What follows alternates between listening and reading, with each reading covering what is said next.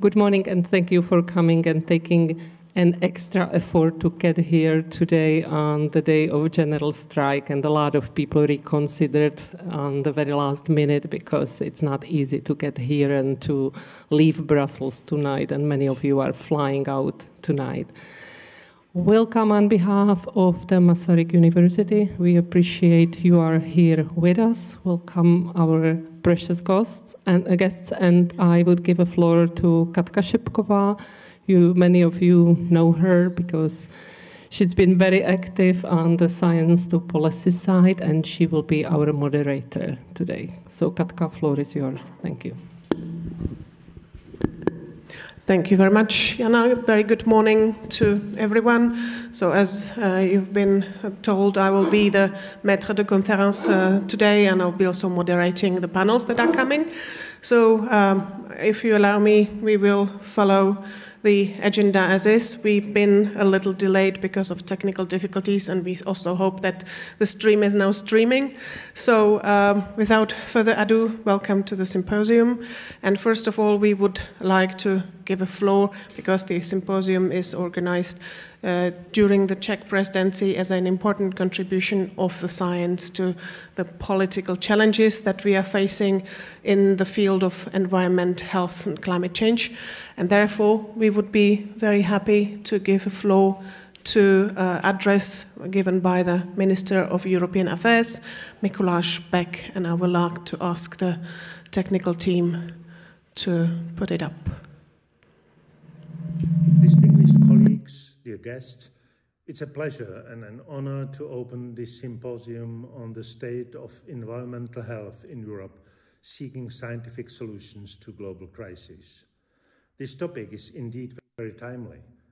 Europe needs to act rapidly and transform itself, firstly in order to secure its energy needs, and also to withhold the conflict on its territory without compromising its previous 80 years of development. Together, we must tackle the major challenges we face today and in the decades to come. The challenge for science, and therefore you, the scientists, is now to come forth and advocate urgent measures to address these challenges. And they are growing in complexity. That is why European countries need to coordinate their efforts, align their priorities, and ensure that the funds and resources invested are used as efficiently as possible. International transdisciplinary meetings of scientists are an excellent opportunity to exchange views and find the best solutions in the interests of all of us, the citizens of Europe. Synergies between European and national research and innovation funding are among the priorities of the Czech presidency, and were also the main topic of the policy debate during the EU Competitiveness Council of Research Ministers held in Prague in July.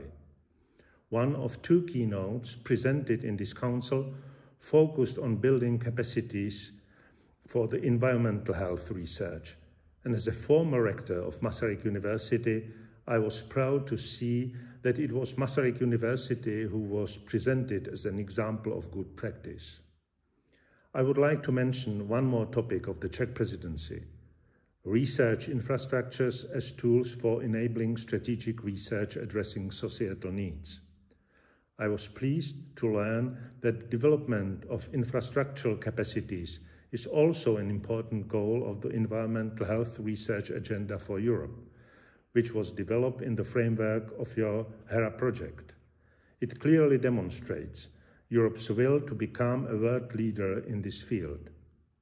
And I believe that the ARENE research infrastructure, coordinated by the Czech Republic, will make a significant contribution to this effort. Dear guests, I was looking forward to being with you and learning more about the research challenges in the field of environmental health. However, last-minute changes in my agenda prevented me from attending your symposium in person. I would like to thank you for your work and commitment. I wish you fruitful discussion and successful collaboration towards a healthy future of Europe. Yeah, can you hear me? Yes, we can hear you very well. Great. Now I hear you and you can hear me, and it is good example how the cooperation in Europe is fruitful and work very well. So, once more, ladies and gentlemen, dear colleagues, dear guests of this very important symposium, I hope that the strike in Brussels will be as soon as possible over, and you can expect a safety flight back home. Even if I think this meeting is and this symposium is extremely important, flight and safe flight is also important. So I'm happy to be with you, at least virtually. In the last 3 years, all European health ministries were busy dealing with the COVID-19, and it was also our deal during the pandemic. But it didn't prevent us from realizing that it was only a part of much greater crisis. Global pandemic crisis, the Russian aggression, energy crisis. These are the problems of today. But there are also overarching problems of environmental pollution, of climate changes we have been facing for several decades and will continue to face in the decades to come.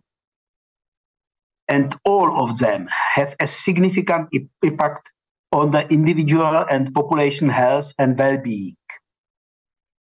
It is clear that complex challenges cannot be addressed without holistic approaches.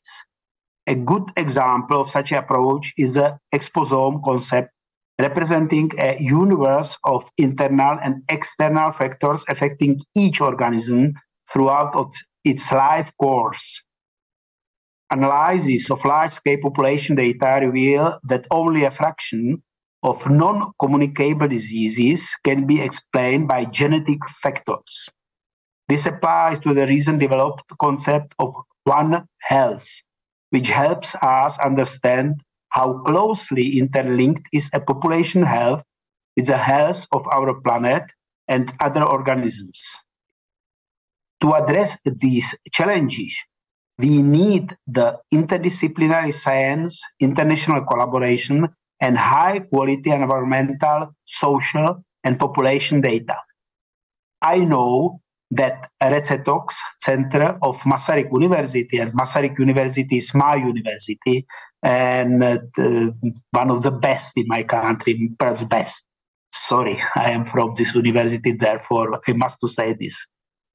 So Recetox Center hosting this symposium is a great example of the interdisciplinary institution operation across several research domains and delivering strategic data to several national ministries, European and global institutions such as UNEP or WHO. It develops a research infrastructure for the environmental health research, which can be very helpful in the time of crisis. During the COVID-19 pandemic, for instance, it was the only institution in the country with a sufficient capacity to set up a national seroprevalence study. The health and environmental research agenda for Europe is a visionary document, and our goal is now to join our forces and resources to make it happen.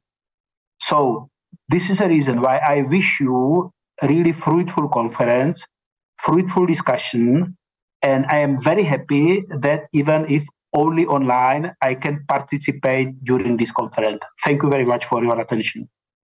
Thank you very much, Minister, for your address. Being with us online, it worked, the connection works. So yes, the European collaboration works as well. So now I would like to invite someone who is present here, the Deputy Governor of the South Moravian region, our colleague Jiří Nantl, to the floor to give us his address. This one, okay. Thank you very much. I avoided the technical issues by coming in person, but let's see upon departure later today. So in Europe, we need collaboration, but also social peace in individual countries, which is also a challenge. So let me say I'm very glad I can greet you all on behalf of the South Moravian region, the region where Masaryk University and Recetox are located and where they work as very important drivers of the development of the region.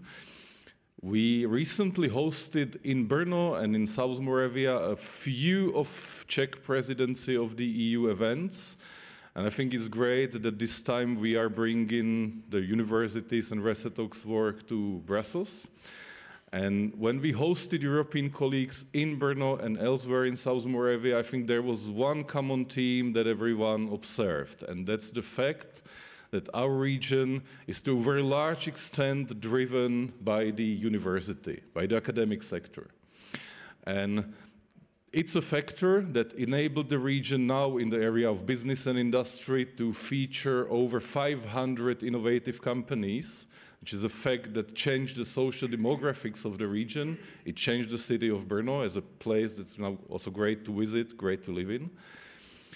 But we also have great collaborations with the university and its departments. I think Resetox stands out as an example in the area of public service, of academic service oriented towards the public interest.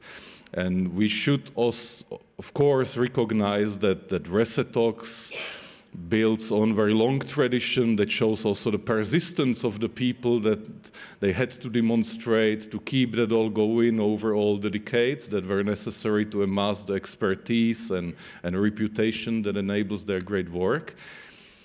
But it also is very instrumental in working with our local governments in tackling the environmental issues on the very daily basis in our region, in the schools vicinity and elsewhere. And I think this is a great example where Masaryk University lives up to its tradition in which it was set up as a national university after 1918 of the then new Czechoslovak Republic, as a university that serves the public. And we are very proud that we can present to European colleagues and friends the work that is being done, the possibilities of the research infrastructures, and all the development that basically has transformed South Moravian region in past 2 decades, notably. So enjoy today, and I'm very glad and proud that the university can present their excellent work here. So congratulations.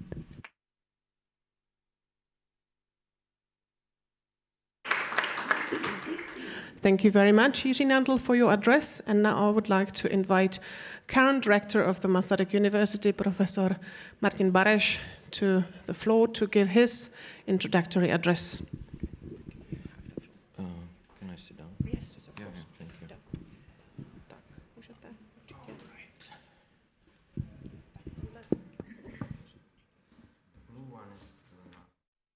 Universities, so I will prefer the blue one. Ladies and gentlemen, dear colleagues, it's my really great pleasure that you have accepted the invitation for this scientific symposium aimed at the strengthening interdisciplinary research and accelerating the transformational changes needed to address global environmental and health challenges. Maybe you know that besides that I'm currently director of Masaryk University, I'm the neurologist, clinical neurologist, so that's why I'm very interested in these issues also from my professional point of view. I personally believe that the university as an institution is actually more than just the sum of its parts, faculties, departments. This is what makes it unique, significant and strong, and social institution. And I think that the universities and research institutions that manage to be more than the sum of its parts are those that are among the elite ones today in today's world. And that is why I strongly believe that in principles of cooperation, which can give boost to various synergic effects that would otherwise be missed. And I have always strived, since the very beginning of my office or mandate of rector of Masaryk University, to develop the cooperation on various levels. building the partnerships and focus on quality. And perhaps following these principles and policies is the main reason why Masaryk University ranks this year, for the first time in its history, among top 500 universities in the world based on the ARVU ranking.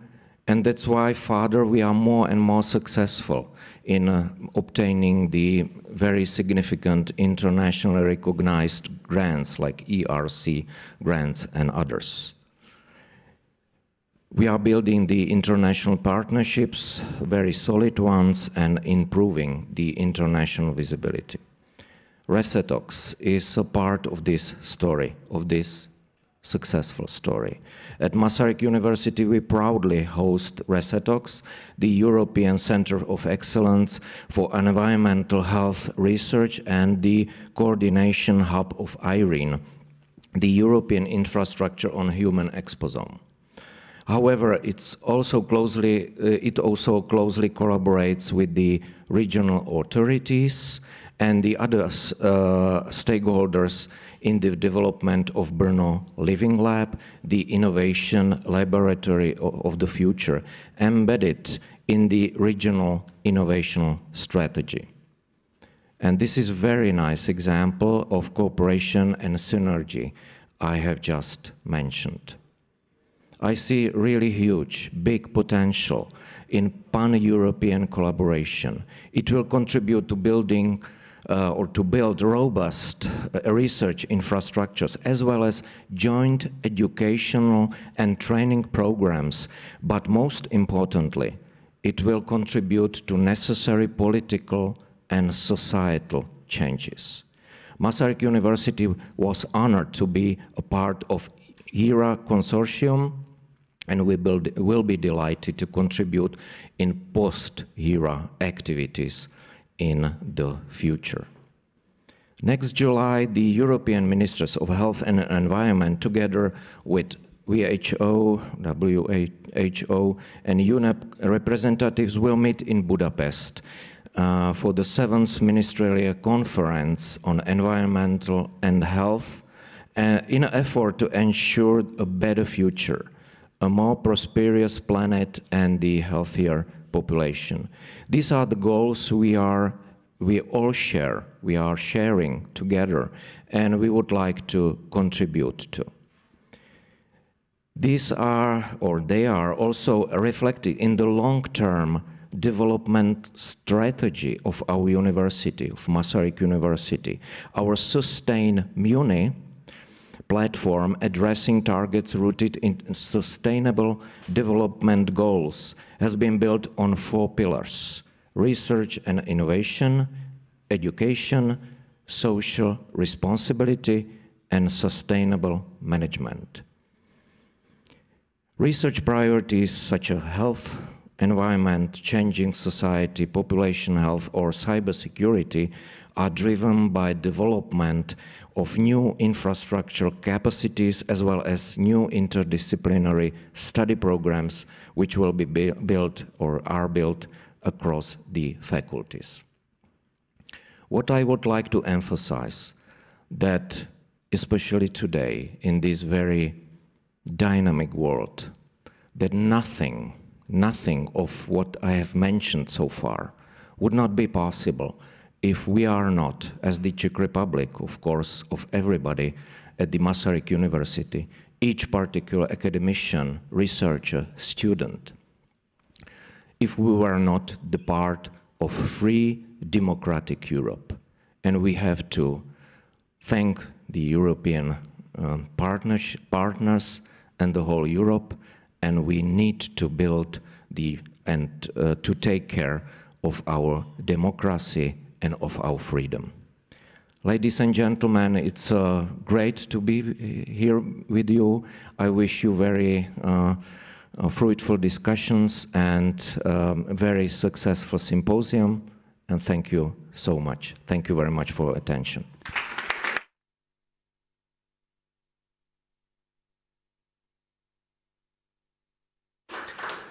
Thank you, Rector of the Masaryk University, for your opening address.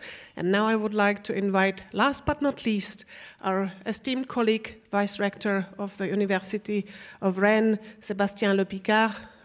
Monsieur, vous avez la parole. Merci, Madame. Thank you very much. Good morning to everyone.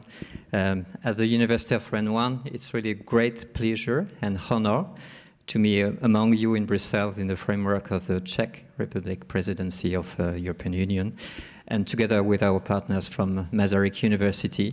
This is a great event about what we call now global crisis, that all need a kind of approach, that global approach, global solutions, common collaborations to be thought and to be implemented also. The University of Rennes 1, with its regional, national partners, and I should mention INSERM, ANSES, and the National School for Public Health, CHESP, that some of you might know, we are committed really to the challenges to be met in terms of health and environment and their interconnection that are very close. So global approach also requires international, long-term, trust-based collaborations and with the most relevant and the highest quality partners. And that's why we are very delighted to be a partner of the University of Masaryk. On the one hand, in the framework of the research infrastructure IRIN that has been already mentioned, that is coordinated by our colleagues from Masaryk and Jana Klanova. And that European research infrastructure is involving both our two universities through Resetox in Masaryk and IRSET at the University of Rennes 1, among other partners. But I know they're working very closely on this topic. At a more institutional level, we also have the framework of, we both are part of a European alliance, a European university, if you wish, which is called EDUC, for European Digital University. And as partners of this European alliance, this offers a framework to build bridges, solid bridges between research and education. And of course, as a university, we have the responsibilities to train the scientists and the managers of tomorrow. So this is a topic on which we are very pleased to work together with Masaryk University and other members of the Alliance and our most relevant partners, some of them being around the table today. So after the first event dedicated to Exposon that we organized in March in Brussels, hosted by France Université at the Maison Irène and Frédéric Joliot-Curie, we are very delighted to be closely associated to the event of today. And I would like to express our deepest gratitude on behalf of the president of Red One to the rector of Masaryk University. And we look forward to go further in our collaboration and involving also our local authorities. Brno and Rennes are sister cities, and the region of South Moravia and Bretagne should probably connect together and go further also on this kind of topics, health and cyber, which is one of the other topics on which we can work together. So I'm now very much looking forward to the scientific exchanges that will follow and the perspectives that will emerge from the discussion, and to continue these collaborations to address health and environmental challenges, among others. Thank you very much for your attention.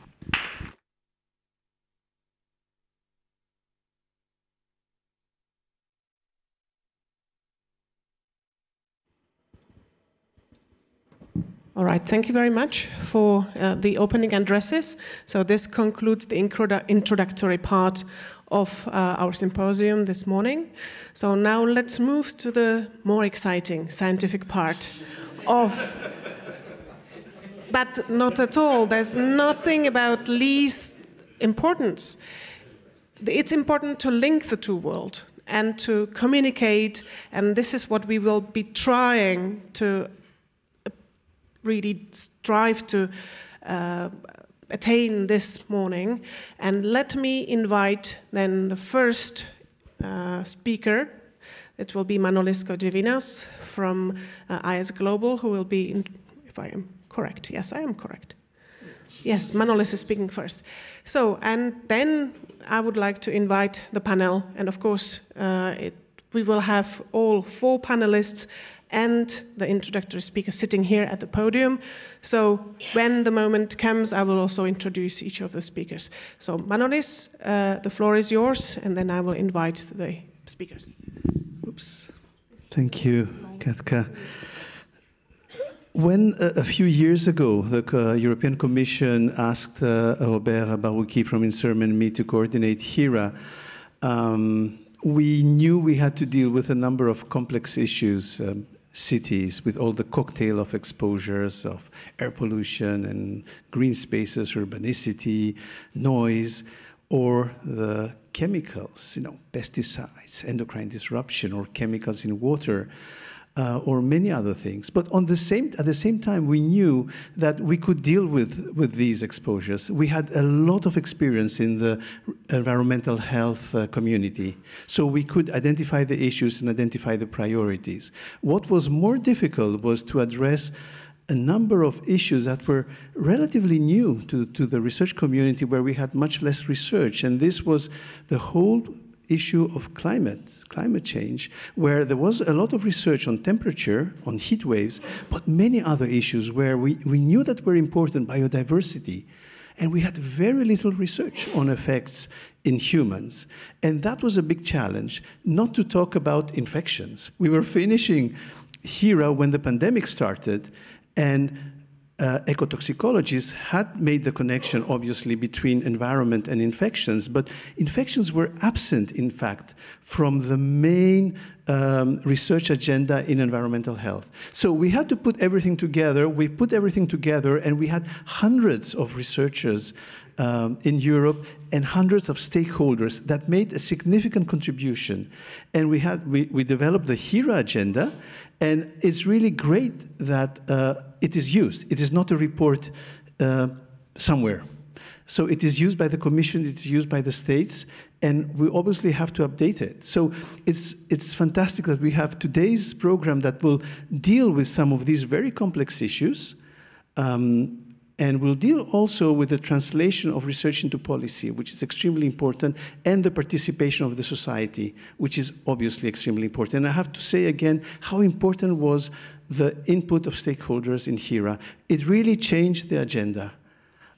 So this is what I want to say as a matter of introduction, but also I would like to thank very much Masaryk University, Rhein University, and particularly Jana and Katka for putting together this today's event that will help discuss some of these complex issues. And in the afternoon, we'll also discuss the continuation of HERA, which is, we know that is very important for the European Union, for the community of researchers, and for the Commission to have this continuity in putting together our knowledge and transfer of our knowledge to policy. So thank you very much, Katka and Jana.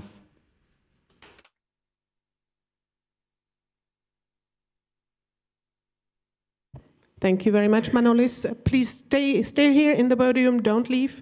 You need to stay here because you may also have questions to our panelists. So, with that, while Manolis is taking the floor, the seat, we would like to ask our dear 4 colleagues who have agreed to take part in the first panel, which will be addressing the eco-exposome as a possible link between global pollution, climate change, and biodiversity loss and population health, and will give their opinion what are the most critical points to address. So let me welcome on the podium Anna Maria Andersson from Rigshospitalet Copenhagen, who is endocrinologist specializing in reproductive endocrinology. Please welcome and take the seat. I would also like to welcome our colleague, Professor Martin Scheringer, from both Masaryk University and ETH Zurich, who is environmental chemist and modeler, and also have been very active in the field of bringing more science to the policy and helping to supporting the idea of establishing Science to Policy panel, which is now being negotiated globally. Then let me also welcome Professor Ralf Schulz from University of Koblenz-Landau, an ecotoxicologist who is really looking at ecosystem management. And last but not least, Pete Myers, who traveled overseas to join us, who is the founder and chief scientist of Environment Health Scientist, who is communicating the scientific, not only challenges, but discoveries to the world. And they will be discussing for 1 hour now the challenges, news, critical messages that we as scientists, but also as decision makers, need to address so that we could effectively say, yes, we are delivering, yes, we are improving the protection of environment and the health, and we are addressing planetary crisis. So if you allow me, Maria, if you want to start, maybe? Yes, is it working? Yes. We have known for centuries that exposure to some chemicals could be harmful to human health. But historical examples are typically linked to either single very toxic compounds or to high exposures associated with specific occupations, practices, or hotspots. In contrast, over the last 50 years or so, there has been a shift towards health concerns of also regional or global environments. And this shift has been driven by the emerging animal and human health consequences of the post-war boom in industrial production, which saw an unprecedented influx of hundreds, thousands of new man-made chemicals or substances on the global market, and subsequently in our environment and in our everyday life. And while early post-war toxicology testing was very much focused on carcinogenic, teratogenic, and reprotoxic effects, more recent research, particularly in endocrine-disrupting chemicals, have demonstrated that environmental health considerations need to include a much broader range of health effects in order to protect the population sufficiently. Unfortunately, traditional toxicology testing have proved or shown to be not sufficiently sensitive to evaluate the hazard associated with endocrine disrupting abilities. And the field of endocrine disrupting research in endocrine disrupting chemicals is actually a prime example of the very importance of this transdisciplinary or interdisciplinary collaboration. Because much of what we know today about endocrine disruption is based on evidence that have been combined from cellular and animal models, from clinical and basic expertise in endocrinology, from ecological and epidemiological studies, and also from biotech and omnic technologies. And we have today accumulating evidence that endocrine disrupting chemicals contribute to the etiology of a range of chronic diseases. These include impaired reproduction, neurodevelopmental alterations, thyroid dysfunction, metabolic diseases, including obesity and type 2 diabetes, and also some hormone-sensitive cancers. And for many of these diseases, we have seen increased incidence rates over the past decades. Yet, the vast majority of chemicals present on the global market have never been properly tested for their endocrine disrupting abilities. And risk assessments of endocrine disrupting chemicals needs to be improved. We need to incorporate new sensitive endpoints in our testing strategies. And this is a process that is already ongoing, but it also faces several challenges. One challenge is the mixture. We know that several chemicals can act on the same hormone systems, and they are likely to act in concert. And we need to know what is the mixture that we humans are exposed to. And it's also important to identify the part of that human exposome which is responsible for the adverse effects.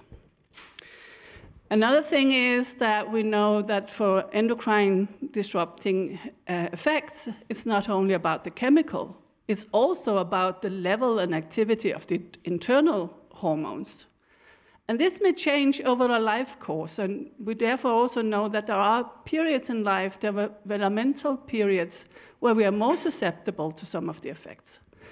So for endocrine disrupting chemicals, it's not about what you are exposed to, but when and how. And this, of course, complicates things. And also, some of the diseases which endocrine disrupting chemicals contribute to are what we call multifactorial diseases. So the exposures may contribute, but they maybe act together with other environmental stressors, as we have already heard. And we talked also here and heard you mention the infections. We know that this can also play a role, that certain endocrine conditions will make you more susceptible for infections. So an eminent objective at hand is to continue develop and implement new, better testing strategies for endocrine disruption or similar effects. And these needs to be based on scientific knowledge on the action of hormones themselves, how chemicals interact with these hormone systems, and how this leads to disease. And for this, we need to use a holistic and integrated approach, drawing both on laboratory models and wildlife information and human studies. And considering the high amount of chemical substances we still have on the market which never have been properly tested, and the current very high level of scientific evidence needed to take action on chemicals, I think it's also time that we think about that we need new regulatory strategies to accelerate decision making. Thank you.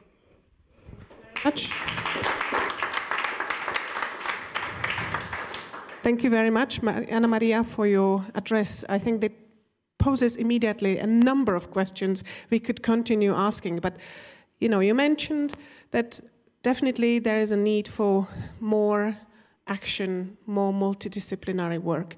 Martin, I think this is your field of modeling, of looking at holistic approaches. So may you share with us your views. Martin, your floor is yours. Thank you, Katka, and good morning, everybody, also from my side.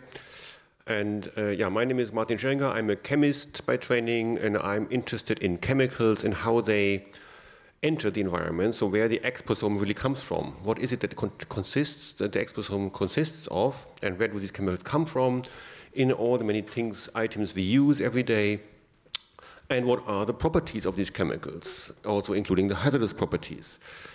And often, and that may be surprising to many of you, and perhaps that's my first important point today, often these properties are not really known. There are no kind of directories or inventories where you could just look them all up. Because testing is needed. In some cases, a property is simple to measure, but in other cases, it is very difficult to determine what the actual toxicity or impact of a certain chemical is. So in many cases, these properties are missing. Even worse, it is that in many cases, we don't even know where the chemicals are actually used and how they enter our indoor environment or the outdoor environment. So we don't really know where the exposome comes from. So these basic questions about what are the chemicals, what are their properties, this is what I try to do to address in my work. And In principle, there is a concept of risk assessment established in the EU, but also in many other parts of the world. And this concept is intended to identify uses, emissions of chemicals and their properties, and finally determine what the impacts and risks are. But the process is very demanding. It takes a lot of time and work, and often we don't even have all the instruments we would need for that process.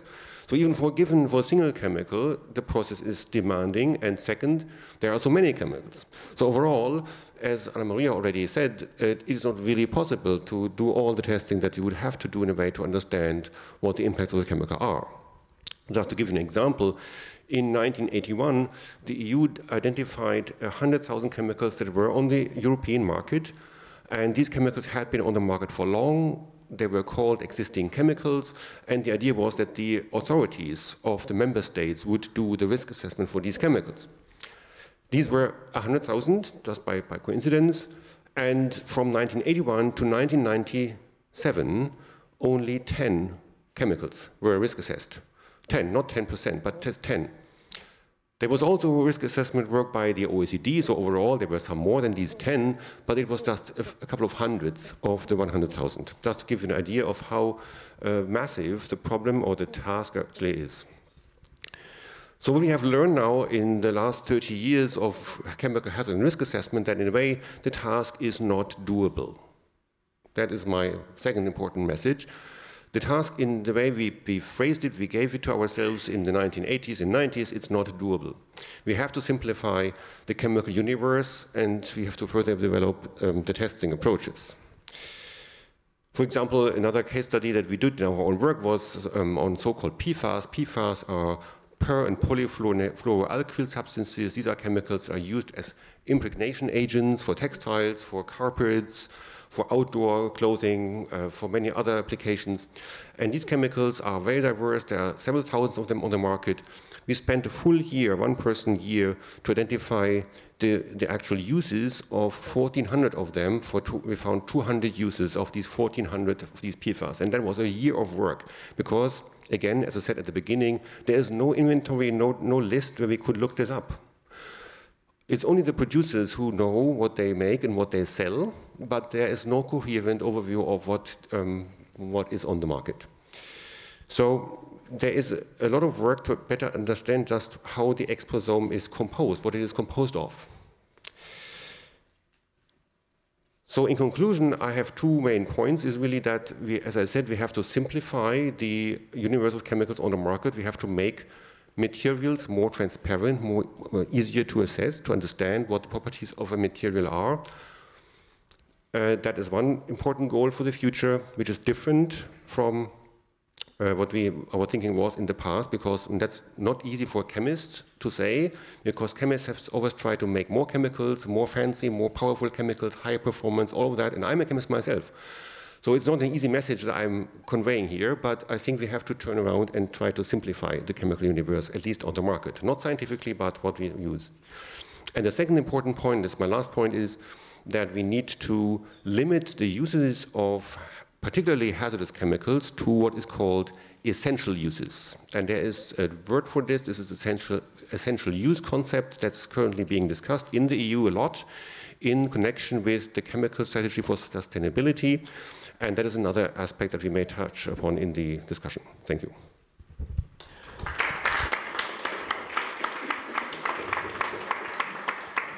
Thank you very much, Martin, for addressing the pollution chemicals from another angle. I believe now it's time to give Ralph the floor to add yet another piece of the puzzle to our already challenging topic that we are discussing. So, Ralph, something about another pillar of the crisis that we have. Floor is yours. Yeah, thank you very much. Particularly thanks to the rector of the university and to Jana Klanova for giving me the option to talk to you here. What I would like to do in the next few minutes is just to take you through a little bit through the history and the situation that we have with regard to pesticide use in agriculture in Europe and globally. And this was in a few minutes and from a perspective of environmental sciences. So I would like to make 5 statements about that. First statement, agriculture is the largest biome that we have on terrestrial Earth. So it has become very, very important for obvious reasons. Second, agriculture, modern agriculture, industrial agriculture relies tremendously on pesticide use. Third, pesticides are, if you look at all the chemicals, among the most toxic chemicals. They are designed to be toxic, to be a biological active. Fourth statement, the EU has regulated and managed pesticide risks tremendously well in the past. And fourth, the EU will continue to do so, most likely through the Farm and Fork initiative. 5 statements. 3 are true, 1 is fatally wrong, and the other one we will see how it works out at the end of the day. So you probably have realized that statement 1 to 3 are pretty unambiguous, they are very clear, and this is a matter of fact.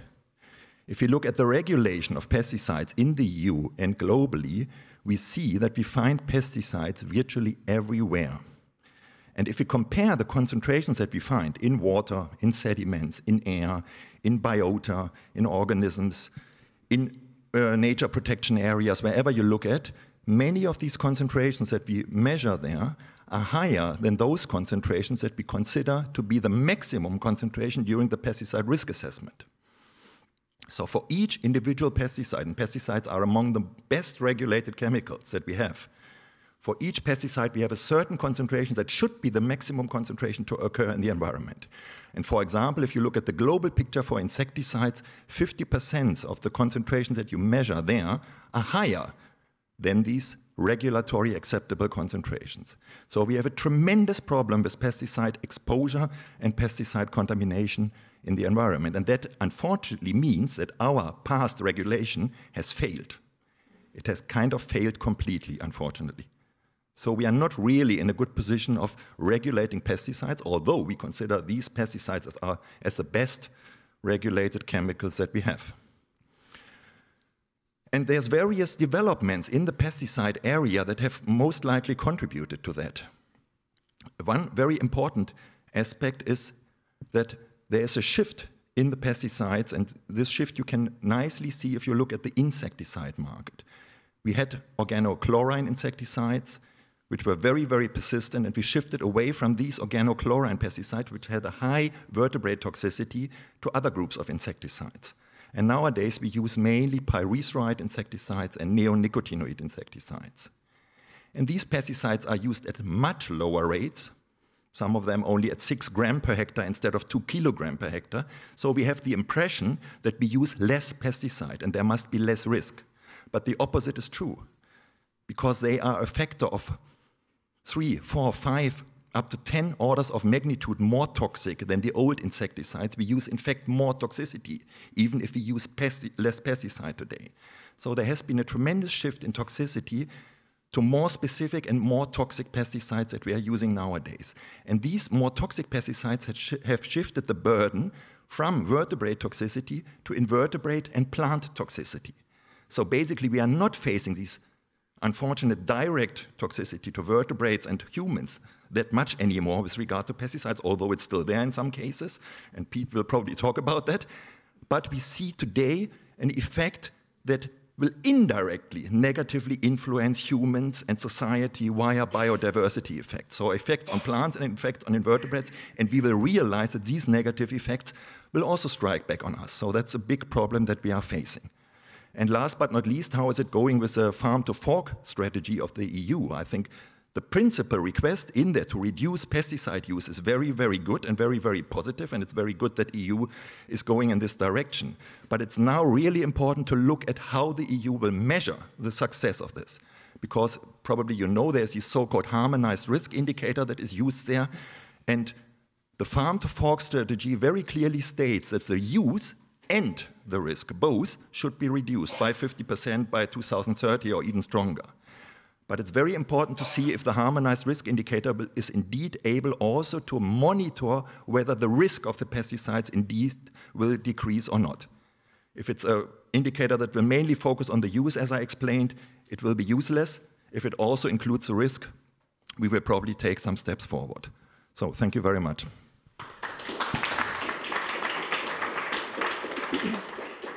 Thank you very much, Rolf. And that speech is really alarming. And it's alarming, it should be alarming for both the scientists and the regulators. We do have regulatory infrastructure, as you said, in the EU among the best ones. We have visions. I think there is a zero pollution ambition. There is farm to fork strategy. There is also zero pollution action plan that we have. And what we heard today, we spoke about a number of chemicals. They have not only specific properties for which we are manufacturing them, for the good properties, but they are also toxic. And in addition to their toxicity, they are also having, a lot of them, significant endocrine properties, and that's what Anna Maria spoke about. I think that, Pete, now the floor comes to you, and I think you will add yet another angle to our discussions, and I think I'm really looking forward to the debate, not only among the panelists, but also from the audience here, because I think that, well, I don't see the question marks yet, but I see that the wheels are turning in our minds and trying to see what can we do to improve. Pete, floor is yours. Thank you very much. It's such an honor to be here in Brussels with all of you. Thank you for sponsoring this, and thank Katja and Jana for making sure the trains ran on time. I have notes here because I just arrived from the US yesterday, risking borderline jet lag. And I'm going to use the notes to keep me succinct and coherent. I need that, okay? And I want to emphasize what everyone else has said. We are in trouble. We're in trouble because so few chemicals have been tested. The use is so ubiquitous. The regulations don't work. All they said is true, okay? But I'm going to take a little bit of a different approach here because I think we've got some solutions within reach. And I want to describe one in particular. But before I do get there, I'm going to give you a little bit of my history. I've been working on endocrine disruption for over 3 decades. In fact, in 1991, I coined the term endocrine disruption at a scientific retreat. I do this for a living. Then in 1996, my co-authors Theo Colborn, Diane Dumanovsky, and I wrote a book called Our Stolen Future, which was the first public exposition of the phenomena of endocrine disruption, 16 languages, bestseller in the US and Japan. I even had tea with the Emperor of Japan to brief him about it, or private tea. I'm just a middle-class guy from Baltimore, okay? For the first 15 years of my work on this, I was highly and vocally very critical of the elements of the chemical industry whose practices had contributed to the contamination of the entire biosphere. Rolf and I will agree on this. There is no cubic centimeter that doesn't have chemical contaminants in it on the planet. That's how serious this is. It's much worse than we thought in 1996 when we wrote Our Stolen Future. It's much worse now, and that's because of all the science that's been done. The amazing hundreds of millions of dollars that the EU, the US, Japan, and other countries have put into testing the hypothesis we proposed in Our Stolen Future. It's worse. But you know, as much as I can criticize, it takes more than criticism to change the chemical enterprise. I changed tactics. Instead of being only a critic, I explicitly set out to help chemists make money by making safer materials. We know so much more about what causes endocrine disruption. We can help chemists change their synthetic processes and the criteria they use to make a new generation of inherently safer materials. We can do that. Perfect? No, but much better than the world in which we live now.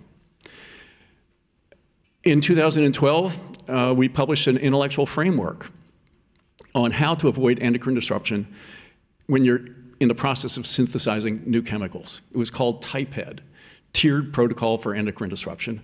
And it was published in Green Chemistry, one of the principal journals in the field published by the Royal Society of Chemistry in Britain. I led a team of 30 of the world's leading endocrine disruption and green chemists to work collaboratively. I can tell you stories how we made that work, but I don't have time. It took 5 years to develop that protocol. But there's more, and this is where it gets even more exciting. And you're sitting down now, right? I am a co-founder and on the board of a chemical company. A 3-year-old startup named SUDOC, which stands for Sustainable Ultra-Dilute Oxidation Catalysis. I can't say that, I'm not a chemist. We are taking to market chemistry invented by a colleague of mine, Terry Collins, who is Teresa Heinz Professor of Green Chemistry at Carnegie Mellon University. And you guys should invite Terry to Masaryk. He is an awesome lecturer. Very small amounts of Terry's TAML catalyst dramatically increase the efficiency of oxidation of micropollutants and microorganisms, pharmaceuticals and endocrine disrupting compounds in water. 1 kilo of these catalysts, the current generation, and they're only getting better, 1 kilo of TAML can clean up most of the micropollutants, including EDCs and pharmaceuticals, 1 kilo in 22,500 tons of water. That's how effective it is at really low doses. It's faster, cheaper, and more efficient than any competing technology. Terry's chemistry biomimics our own peroxidase enzymes, things that are already in us that we use to oxidize micropollutants and contaminants. So he's taken that natural process and used his genius in chemistry to make it much more efficient and effective. I raised $10 million to start this company almost 3 years ago. We now have 25 staff, production facilities in Pittsburgh and Puerto Rico, and the beginning of a product line in the market today. When we incorporated SUDOC, SUDOC.com, we did 2 unusual things. I donated all my shares in the company to an irrevocable grantor trust. I can't benefit economically from the success of that company. Terry donated 90% of his shares. If the company is successful, the trust will focus their philanthropic efforts on research and public education around sustainable chemistry and endocrine disruption. That's our goal. And if we're successful, it's going to become a big trust. Second, we convened a team of some of the world's leading endocrine disruption specialists to rigorously test our chemistry, especially for low-dose adverse endocrine disrupting effects.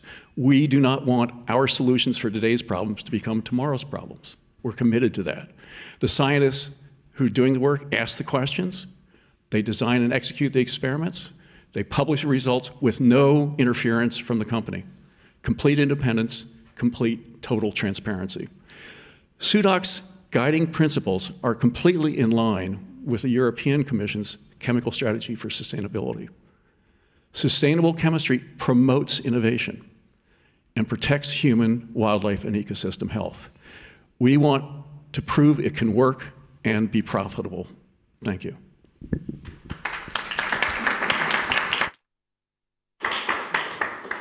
Thank you very much, Pete, not only for your decades of research and your dedication, but also to trying to find solutions.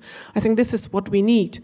I would say, and I would concur with you on that the European Union legislative framework is working. The visions are there, the targets are there, but there is a certain momentum while it takes, and as Ralph has said, it takes, and Martin said, it's delayed. It takes decades until we are done. But once it's all implemented and we are done, I hope we're still alive by that time because of the delays. We have the tools, and we have at least the visionary tools are there, but the practical tools, they actually lack, and we need to improve them. So may I ask some questions? I will put some questions to all 4 of you, but you can also take, because we have now about good 20 minutes of time to discuss what we have heard, and also we can give chance to the audience to ask questions to you. So, what comes to my mind a lot when hearing, when you put in the challenges, what can I do as an individual?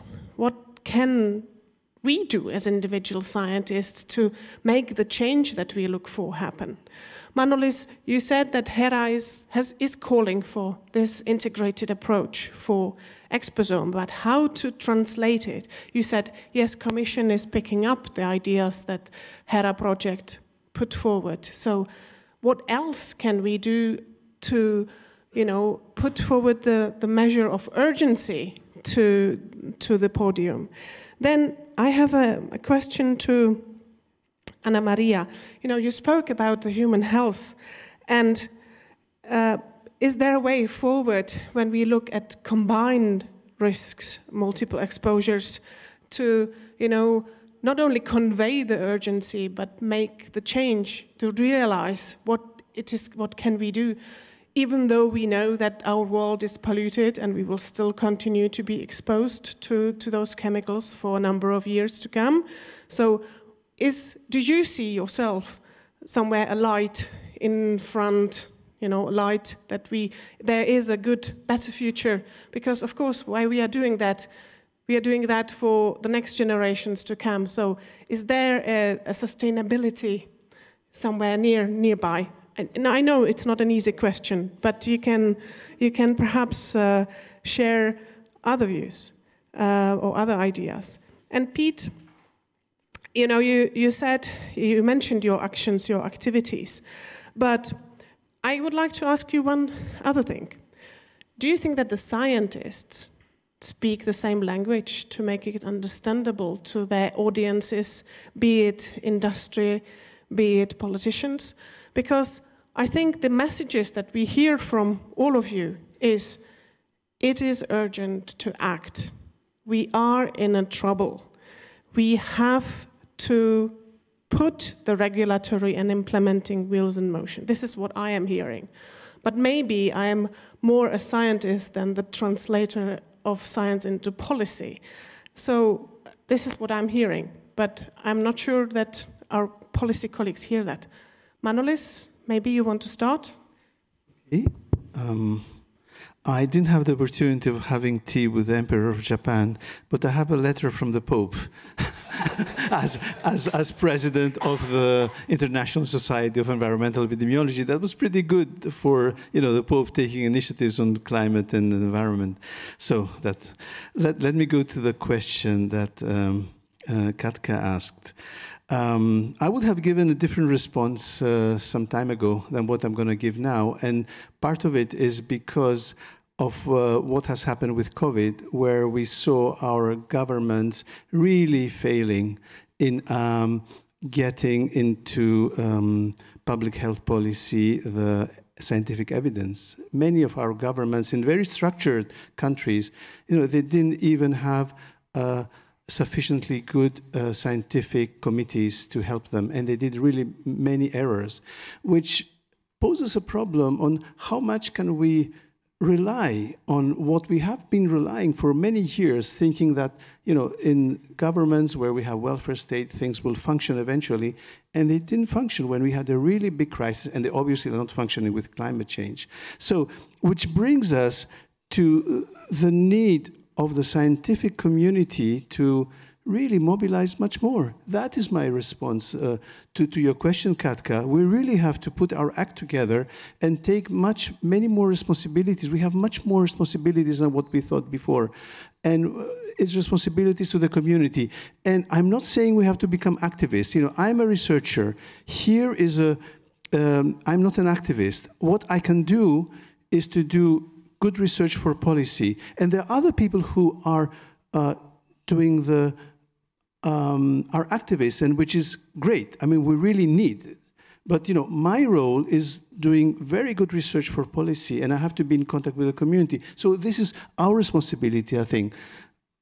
Let me ask also one more question for Anna Maria before I leave. So, and not only for Anna Maria, actually, it's also for the other panel. And you mentioned the issue of risk assessment and mixtures, which is a big issue that we haven't solved really well, and which is conditioned by the fact that, we talk about research for policy, for regulation, but regulation is done one chemical at a time, basically, which defines also the type of research we do. So what can we expect in the future to change this? Because we have situations where you have specific chemicals that define the toxicity of a mixture, dioxins, PCBs, DBPs in water, air pollution even, with 3 things we more or less capture the toxicity. But for many other things, for EDCs, and for many other things, what do we expect in the future in this area? And I know that there are lots of people who have thought of that and have done research on this issue. Yeah, big questions. I would say in a perfect world, we wouldn't have any human effects because we would have regulated, we would have protected, but that is not the case. And therefore, I think human effects will still be very important to bring forward and to also show that this have a cost on human and also wildlife health, because that's the way we get things moving. There is a price. And I think we need also to focus on, there's a lot of economy in growth and in production of chemicals, but we need also to focus on the cost of these exposures, because it is not free, and it will probably cost more over the years as we experience and realize that more of the diseases that we see also with the growing older population is not always just because how they choose to live themselves, but also from what they were exposed to, maybe 40, 50, 60 years before even. Let me see if I can remember all the questions. The mixes, I think it will be very impossible to really understand all the different mixtures, because it's, as I said, some of the effects that we see that endocrine disruption contribute to is multifactorial. So it's not even just looking at the mixture of endocrine disrupting chemicals, but also how do they act on other stresses or other conditions.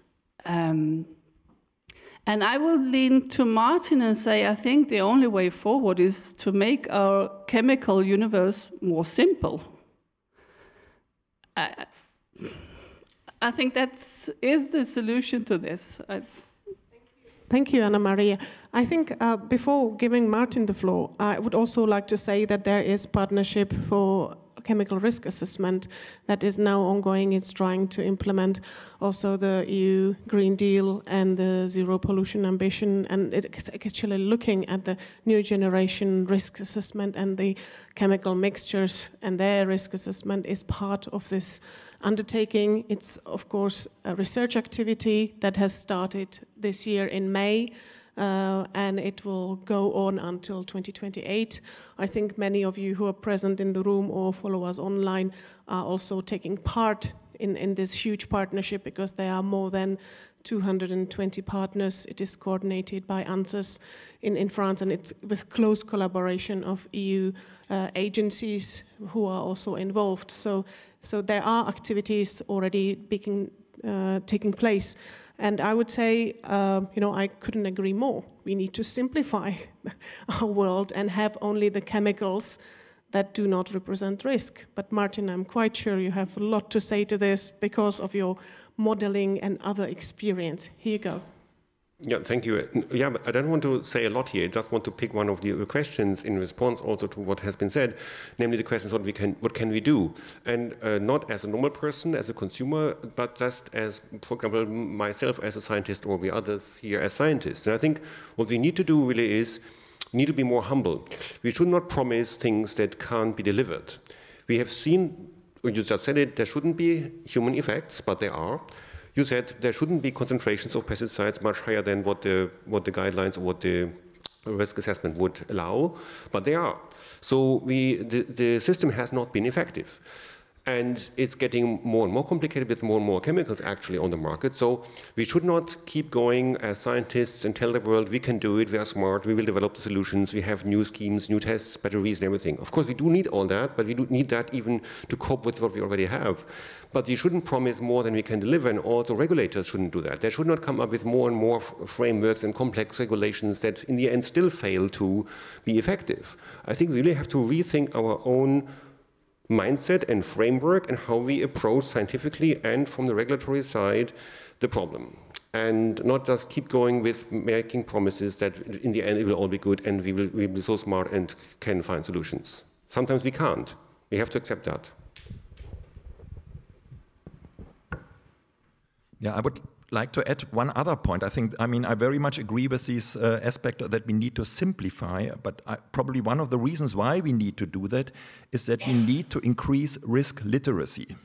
And Arke Bergman will probably talk about that more closely this afternoon. It's really important that an odd person understands how to conduct a risk assessment for a chemical and how it is done, and that you probably can do it more or less for yourself, and that you have all the information ready to do that. Also, when you go somewhere and buy products, you need to have at least some idea what it means if I buy that product in terms of the chemicals that are involved there and what it means for the environment and for humans. That's really important. So risk literacy at the end of the day, I think, will be very important for the future generations, that they can better evaluate the situation and make their decisions based on that.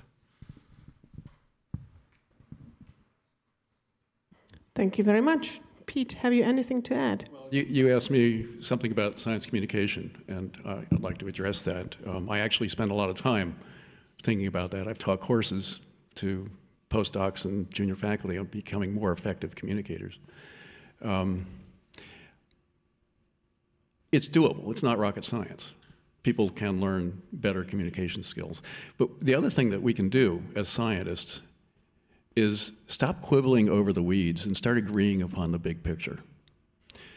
One of the best things we did with the wing spray conference in 1991, which was what really started endocrine disruption, was we got the scientists there to look at all what we've been talking about and say, here are 4 key things we know are certain. Scientists saying something certain? That doesn't happen. So when they do, they get policymakers' attention, they get reporters' attention. And then what we did was we structured that statement along a hierarchy of certainty. There was the piece at the beginning, which was, we know this is true. Then we had a second category, which is based on current theory and understanding, it's most likely to be true, these things. Then there's an area, well, we don't know enough. And finally, there's the area, oh, we need more research. And what happens when that is distributed is the scientists get excited about, oh, we need more research. And the policymakers get excited by the fact that, my God, scientists agreed about something. So if you think about how to structure your overall approach to communication, you can apply general principles like that. Find things to agree about. The industry is most effective at combating our work by finding little tiny mistakes, shining a spotlight on them, and amplifying doubt. If they can show to a regulator that there is doubt about, that there is argument among scientists about something, the regulator is going to say, okay, bye, see you, come back to me when you all agree.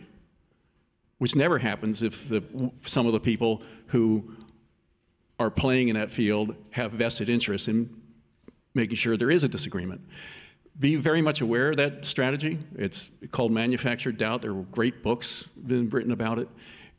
As scientists in this field, which is always beset by controversy, understanding the tools that are used against you in communicating are really important to know. And manufacturing doubt to give the regulators an excuse to do nothing is a key part of it.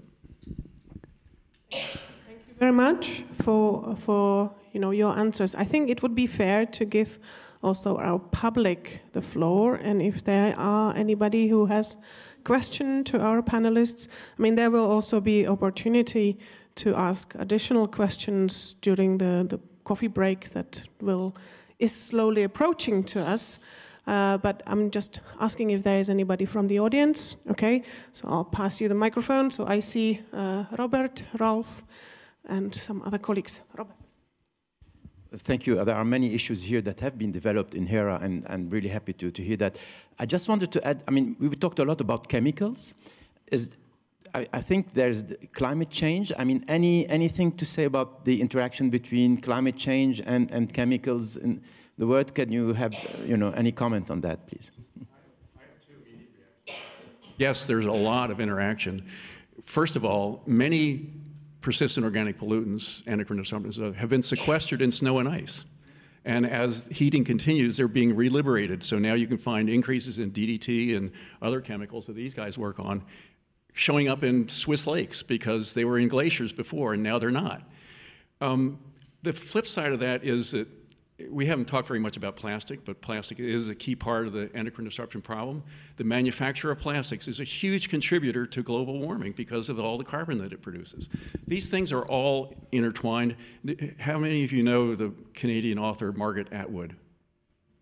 Well, Margaret Atwood said something really wise on this. She said, it isn't just climate change, it's everything change. Katka, may I quickly respond to the question, because there's a simple additional point in response to your question. What climate change does when it gets warmer, just the vapor pressure of chemicals increases and the outgassing of chemicals increases. So just the emission of chemicals into the environment is higher, stronger when it's warmer. Thank you, Martin. So I think we had a question from Rolf. Thank you all for very interesting statements. I just wanted to catch to the what came back a few times. That was basically making the chemical universe simpler. I think, Martin, you wrote an excellent editorial talking about the toxicological footprint of our production today and basically this essential use construct.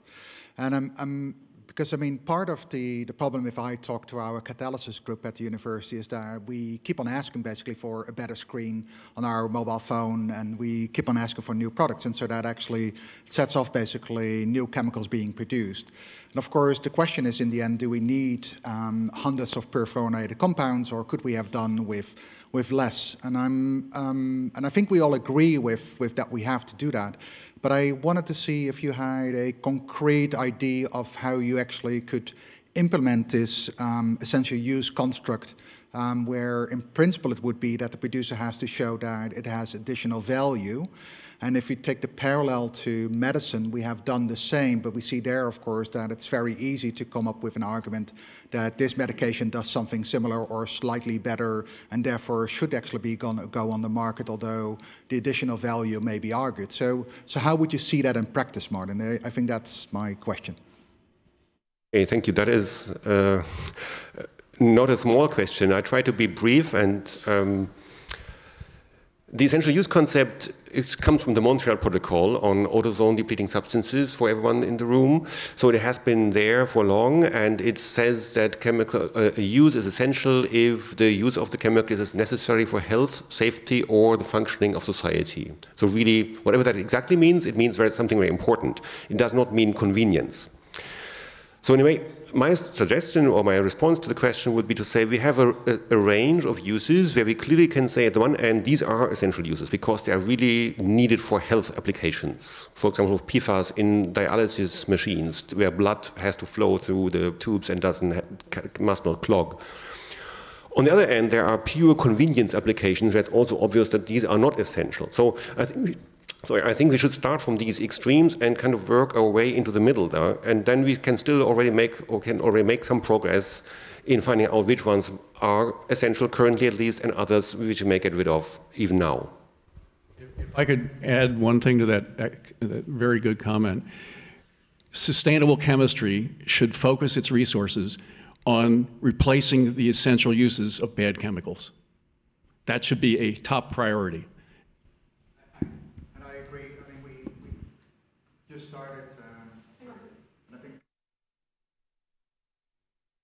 So I think this is exactly the huge opportunity. So if I look now that we started this Institute of Circular and Sustainable Chemistry, which includes health. So this toxicological footprint is the basic principle for production. And I think if we actually start to bring those worlds together, as you have done for your company to think about catalysis and making that cleaner, I think we can make progress.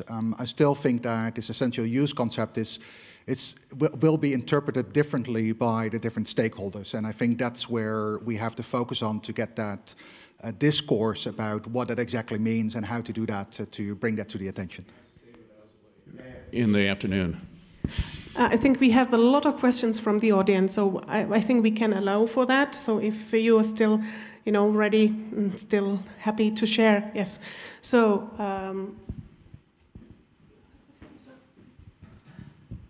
Thank you, Katka. Jos Bessems, Vito, Belgium.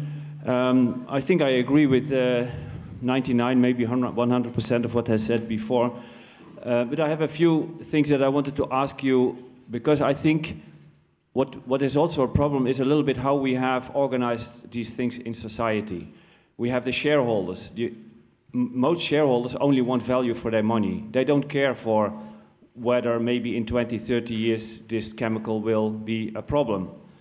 So, and talking also about uncertainty and the confusion that is often put by companies into the society. There is some confusion here. This is not certain. So we need another 10, 20 years of research before regulatory action is taking place. And of course we have the law. The law protects everybody, so also the producers. And that's a good thing, but at the same time, wouldn't it be really important to change a little bit how we organize this and give the precautionary principle more value and more reason for regulators to act, even if it's not certain that it is adverse or bad or persistent? That's one thing. And the second thing, I mean, this is about for the new chemicals, but for the let's say existing chemicals, we have these criteria for persistency, and I think they're really much too loose, because we see many chemicals increasing in the environment.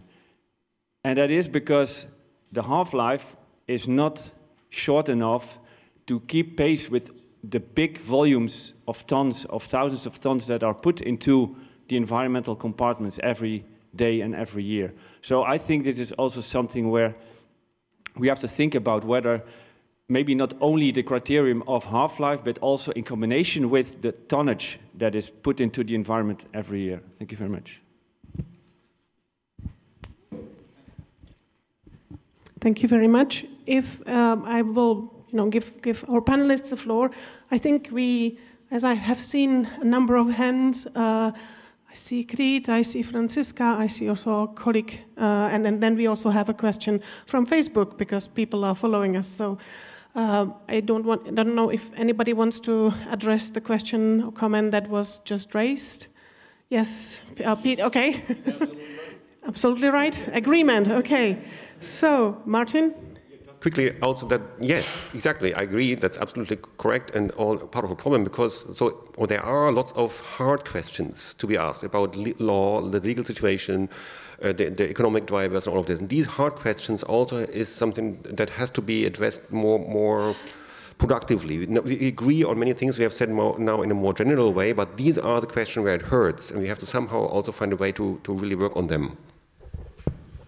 Okay, thank you very much. So allow me to ask the question from the Facebook and then again to allow the from the floor. So the question is from Karolina Brabcová, and it says, how can scientists contribute to changing the regulatory system so that the economic interests of affected industries are not the key and most vocal obstacles and burdens to adopting legislation that will protect people's health and environment in the first place? The regulatory system still favors the business interests of polluting industries rather than those who come up with better solutions. I think we partly addressed that already in the previous comment, but if there is anybody else who want to comment something, Manolis?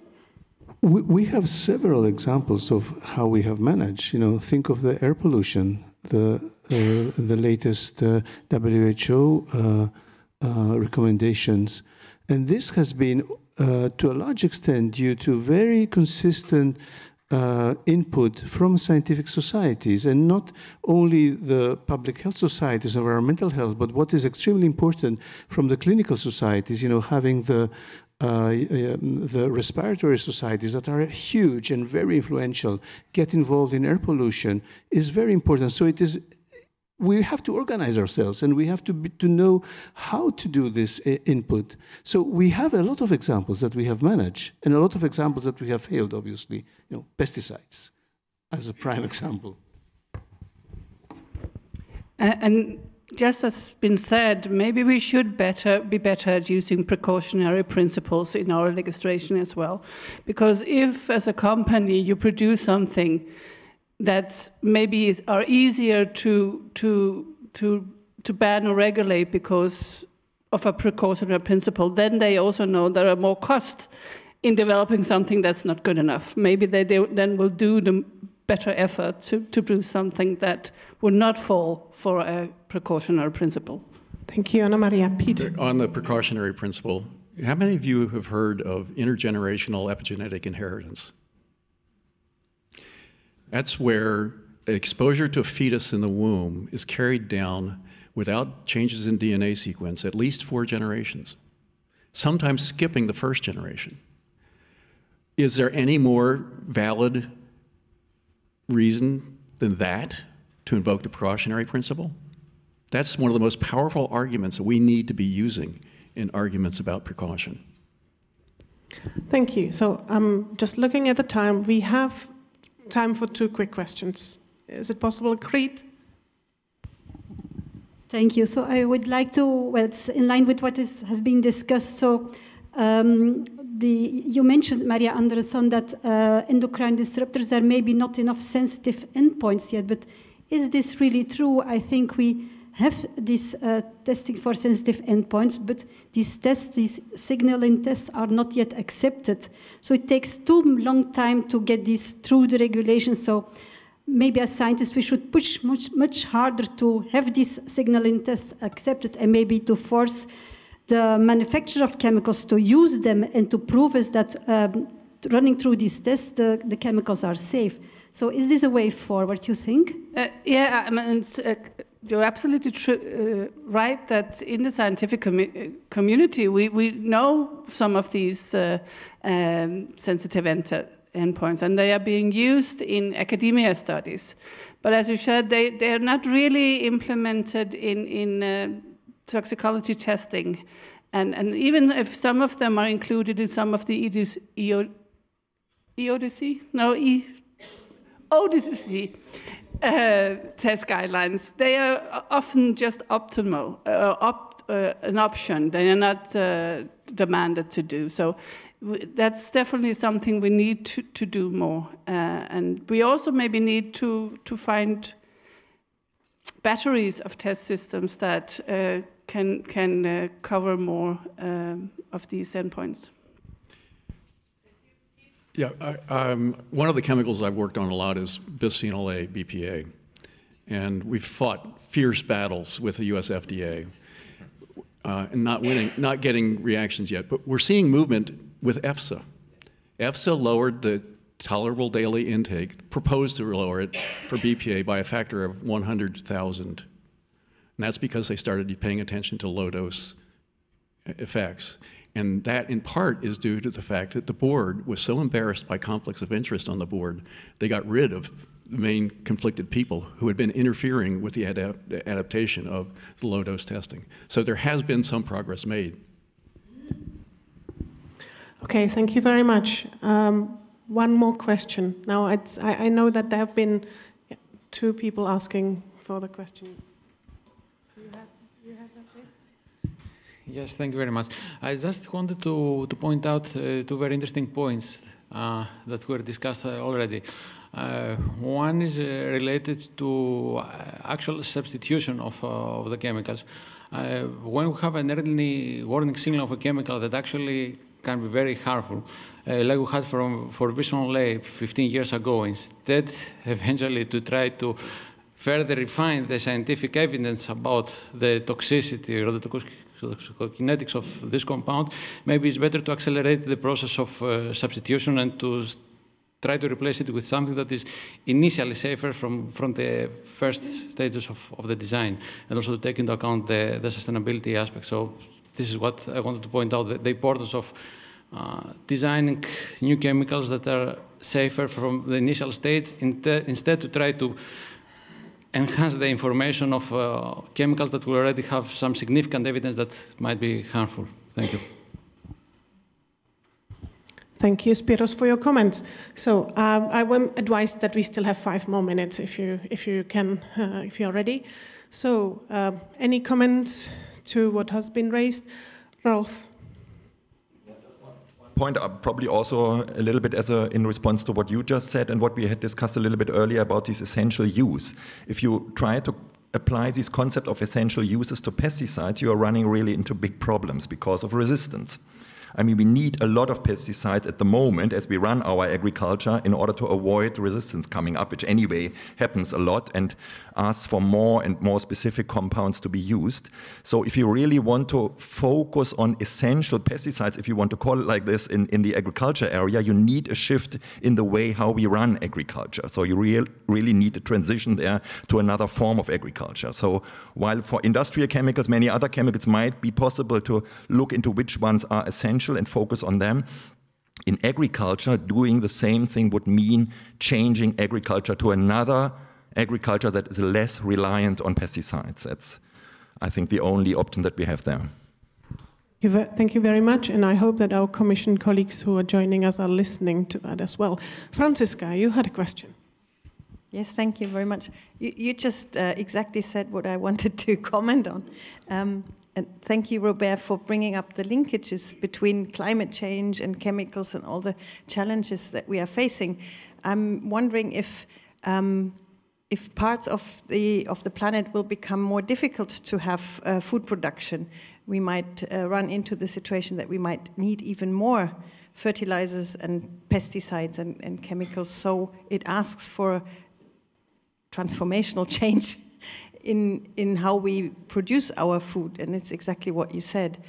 So that was one point. And another point was linking to what Roel was saying, that in the medical system we are also looking at reducing the CO2 emissions, for example, in narcotic gases, but also gases that we have in inhalers, for example. So there are alternatives, and I'm wondering if we should promote ways of exchanging knowledge on these alternatives and testing these alternatives and having a change in these systems as well. Thank you. So, Martin? Just, of course, yes. I mean, on the second question, there is the area of alternatives assessment, and of course more exchange and discussion would be needed to learn from very different cases what possible alternatives actually were or have been found. But there is this growing area, that's what I want to say, of alternatives assessment in different areas. And it's complicated because the alternatives are often poorly characterized at the beginning, and then we have to first learn a lot about them up to the point that we know as much about them as we know about the initial chemical. And so there are lots of practical, and even more than practical, also conceptual questions here. But of course, we have to do this. If we want to get rid of the bad or the hazardous chemicals and simplify the chemical universe, we have to think much more about alternatives. Chemical alternatives and also non-chemical alternatives. And I may give an example which I find fascinating in its simplicity, which is baking paper, which is often made grease-resistant with PFAS, these perfluoroalkyl substances. And I learned from a Swedish paper maker that you can grind the wood in a paper mill in a way that the paper that you can make is grease-resistant just by the way the wood is ground. So you don't have to add anything in addition, it's just the way you grind the wood that makes very different types of paper. So that I find that there are many more things we should consider. Perfect, thank you very much, Martin. I'm just wondering if any of our 4 panelists and Manolis would have any brief message as a concluding message to the audience that we have. Anna Maria? Yeah, I would like to emphasize again the importance of working across disciplines, because this is what we have learned. If we all are in our individual silos, this will not work. And you mentioned risk literacy, and I think maybe it's still difficult for individual persons to do, but I think we have a big challenge or a thing that we need to do, and that is to implement this in education, from primary education and all the way up in our education. We need to learn about this, and chemists need to learn about environmental topics, and in medicine we need to do this. So we need to incorporate this in education. Thank you very much. It's really nicely transiting also to the second panel that we will have, because there we will really speak about the needs for transformation, how changes we need to do about interdisciplinarity and about education. And I think that some suggestions, I believe, either will be picked up by our panel speakers, but also, you know, you can repeat the question at that moment. So with that, I would like to sincerely thank all our 4 panelists and panelists for their points. And I would like to invite you now for a coffee and tea break for the next 15 minutes. So then we will start about shortly after 11 o'clock. So now we are on a break. Enjoy the break and join us afterwards again. Thank you. Okay, ladies and gentlemen, let's start our second panel, which is entitled, or the roundtable, The Need for a Transformational Change in Society to Cope with Global Challenges. It is really one of the products of the HERA project.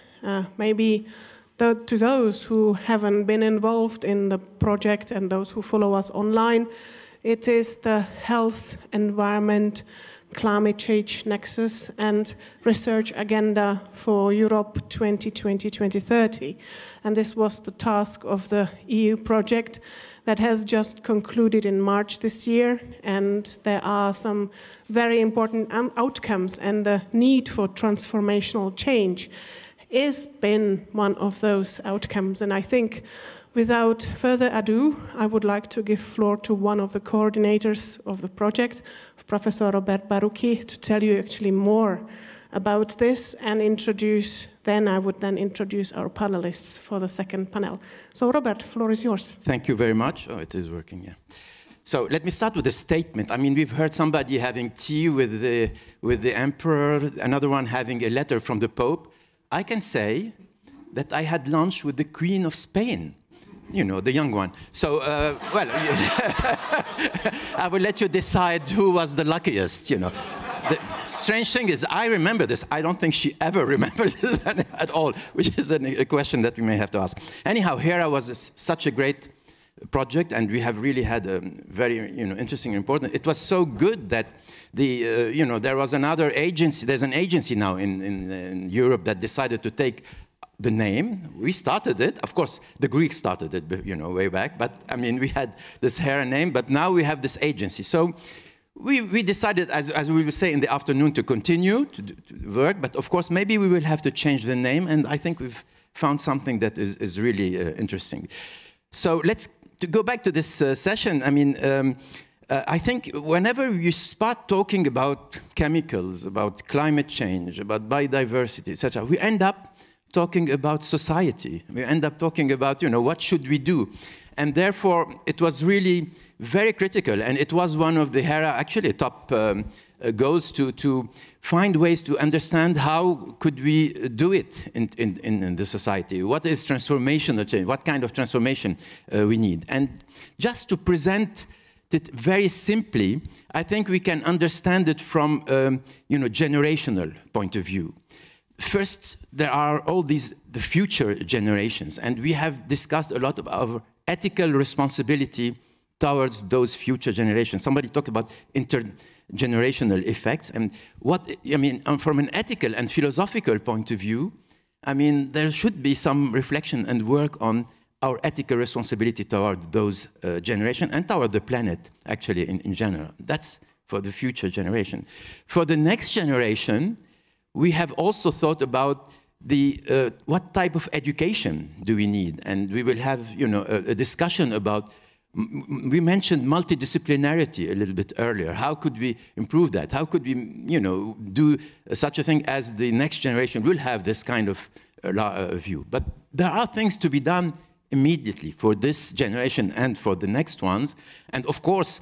It will be, society behavioral changes. It has started a lot. I mean, we talk a lot about it, but it has more or less to continue. What kind of behavior? I mean, we have stressed the fact that sometimes we have the right ideas, but the implementation of these ideas has been not so good. Usually, why is implementation not so good? This is a real objective even for research.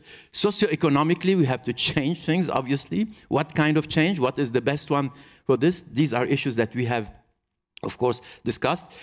Preparedness, is really important. How much of preparedness we have, more or less, we're not so good in the last pandemic, but how can we do it in such a way to be much better prepared in the future? And communication, risk communication. What is the best communication to do? Also during the pandemic, we have heard things that were not completely optimal, and we hope that it could be improved to a much higher extent. Communication by everybody, scientists or, media, others. But we as scientists, we also have to learn more about communication, and I have actually a number of ideas, but we don't have time to. But this is all about transformational change. Make transformational change something concrete to know exactly what we're talking about. This is it. So we have the panel, and I'll let you now. Sorry. Perfect. Thank you very much, Robert, for really bringing some ideas that Hera came with as the research needs to the audience. And now I would like to invite our 4 panelists. So I would like to invite Jutta Gutland, former European parliamentarian and part of the Committee on the Environment and current Swedish member of the Parliament, to join us at the podium. So welcome. Then I would like to invite Veronika Hantscha-Frankova, from the head of the United Nations Environment Programme in the Brussels office, and she is responsible for promoting and facilitating partnership building between United Nations Environment Programme and European Union. So welcome, Veronika. And I also forgot to mention that she was the Deputy Minister of Environment in the Czech Republic at the time. And then I would like to invite also Professor Åke Bergman to join us, who is a professor at the Örebro University and emeritus professor of Stockholm University, who has been a leading person and worked and dedicated his life to endocrine disruptors, and also is very active in the field of education now. And I would like to invite, last but not least, our esteemed colleague David Azoulay, Director of Center for International Environmental Law, Environment Health Program, which has been very active in a number of discussions and negotiations on international environmental agreements related to a lot of points that we are discussing. And I think we know, David, we know each other for the last 20 years, maybe, that we've been around. Okay, so without further ado, let me give the floor to our panelists. I think we will start with Jutta, and then we will go in the order to address, for your opening address, basically, what you would like to say to the audience, to the topic of our table, the need for transformational change in society, to cope with global challenges, and what from your work you find as the most pressing, or where do you think that there are most tricks to lie in. So you have the floor, you can just pick up your microphone, it will start automatically, you don't need to do anything. Here you go. Yes. Thank you so much, and thank you to the presidency, to the organizers of this seminar. I'm so honored to be here, and I truly believe that the topics are the most relevant of our time. So I believe we are in the center of everything at this moment when we talk about it. I had the privilege of being a member in the European Parliament for 2 periods, almost. I try to see it as 2 periods, 2 mandates, since I wanted to stay the whole mandate, so I pretend it's over. It's not. I had wanted to stay the whole, but I also wanted to continue with politics, and for different reasons, I wanted also to be involved back home in Sweden, and also a little bit had to do with my husband being closer to him also, a little bit. So I'm in the Swedish political context now, and work in the national parliament Parliament back home. But this is not because I wanted to leave these discussions. I really believe what's been done in Brussels and can be done for the future are so important to tackle the global challenges that we have ahead of us. And I must say, I want to use my few minutes here now, and then I hope to have questions and be part of a dialogue. I want to use them to kind of give you my experience from my period or my years in the European Parliament related to health aspects and environment. And for me, I must say, the first mandate, I had lots of focus on the chemicals and also AMR. And for me, I had more and more did get the experience of, my God, these questions are so huge, and every one of them need to be on the very center in the political agenda. And no one of them are, and they need to be interlinked. And we saw it when we were discussing the AMR and the situation where we have this almost like a silent pandemic, people dying already today, over 30,000 people affected already now, no more people affected, but actually dying from it because they cannot get the antibiotic working. Old people, sick people, people who are fragile today that really are affected. And yet this is expected to be so much bigger, and I don't need to educate any of you here, you know about it, but we were working with trying to get also the situation improved when it comes to the farming sector and the veterinaries giving too much antibiotic to the animals. And that was my kind of start in the Parliament. Let's do something about it. I think it got improved.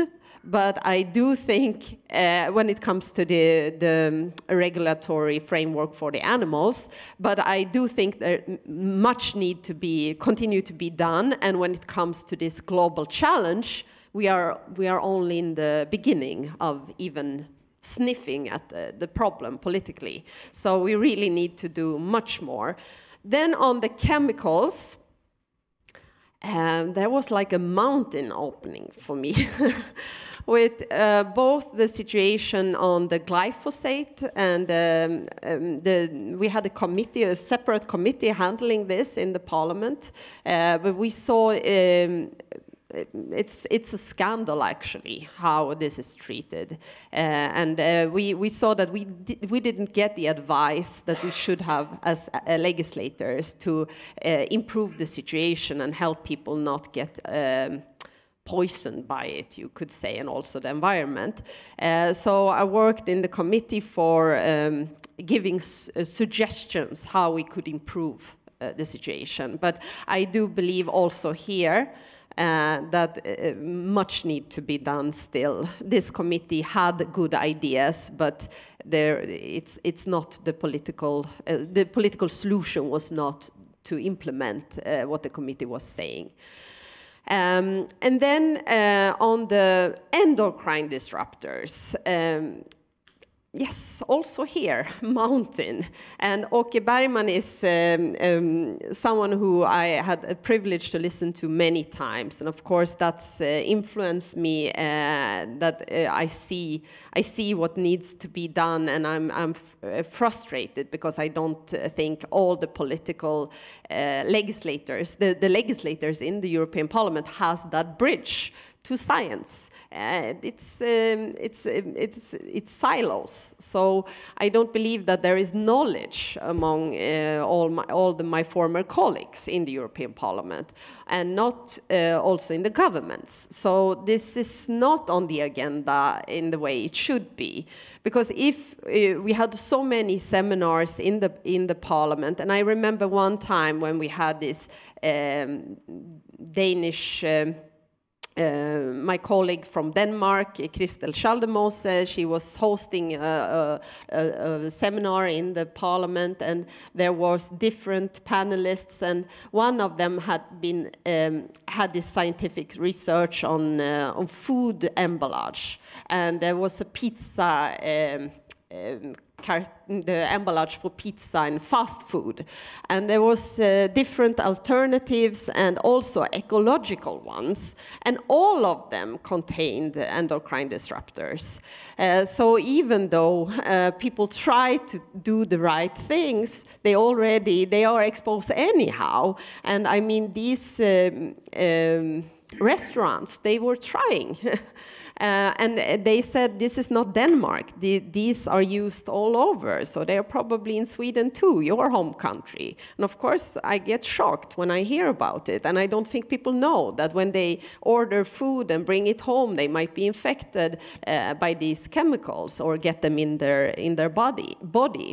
And then in the same time, I read about studies how, and it was Denmark again, but yes, it's not Denmark. It was just a coincidence that I was reading about the Danish situation. But there were so many young couples trying to get kids, and they had problem to get kids. So I think in that study, they talked about every 5th couple needed some help. And of course, when we know that endocrine disruptors are affecting the fertility, that's a huge problem.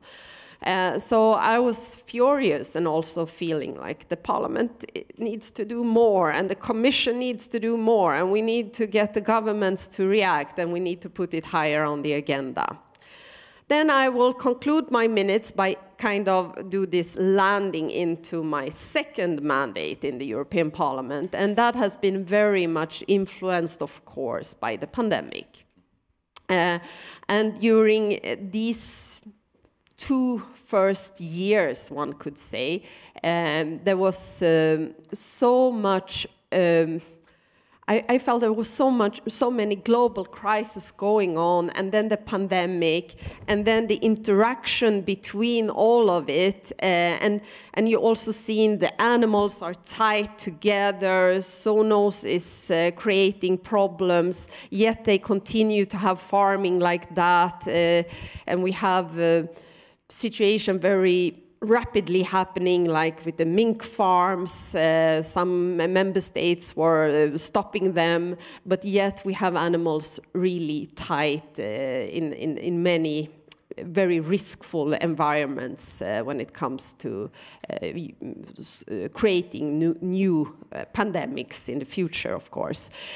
So I was part of working with that One Health approach, and my group was very trying to lead this One Health approach and try to get more interlink all these environment, climate, and also health, human health, and make this circle that is actually working in a good direction. So I see nervous eyes here, so I will stop here. But I would very much like to talk about how we can do it, and I will conclude with a sentence from the introduction that I do believe that this is about creating the society that is working in the direction where it's sustainable. And we need the One Health approach to lead us, and we do need the legislators to get connections with the universities, with different scientists, and make this more interlinked together. Thank you.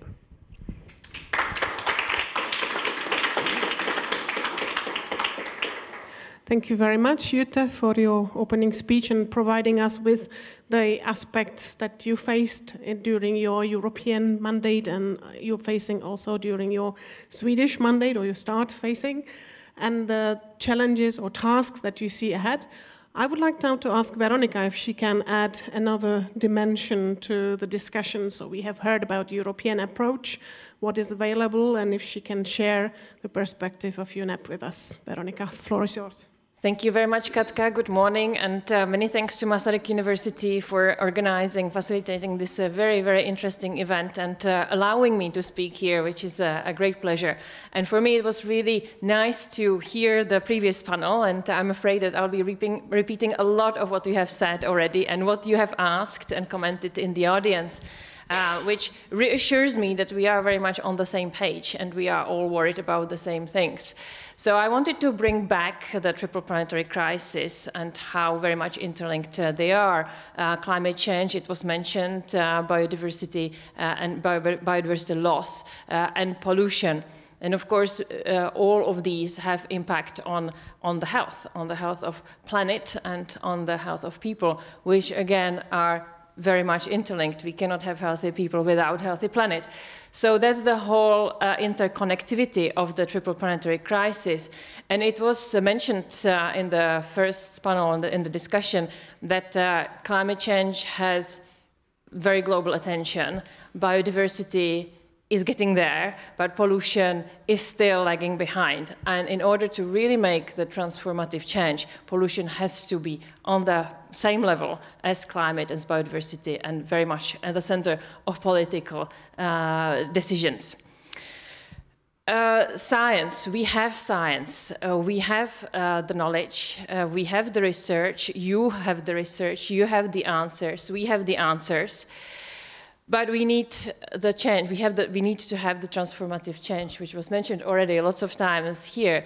What do we need to transform? Well, we need to transform policies. We need to transform attitude. We need to transform our values and also the mindset. So it all very much starts with policy making, decision making, but it trickles down to what we can do. And there was one question at the end of the last panel, what can we do as individuals, as individual scientists, but as individuals full stop. The choices we make, how do we operate at home, at school, at work, how do we operate in the society?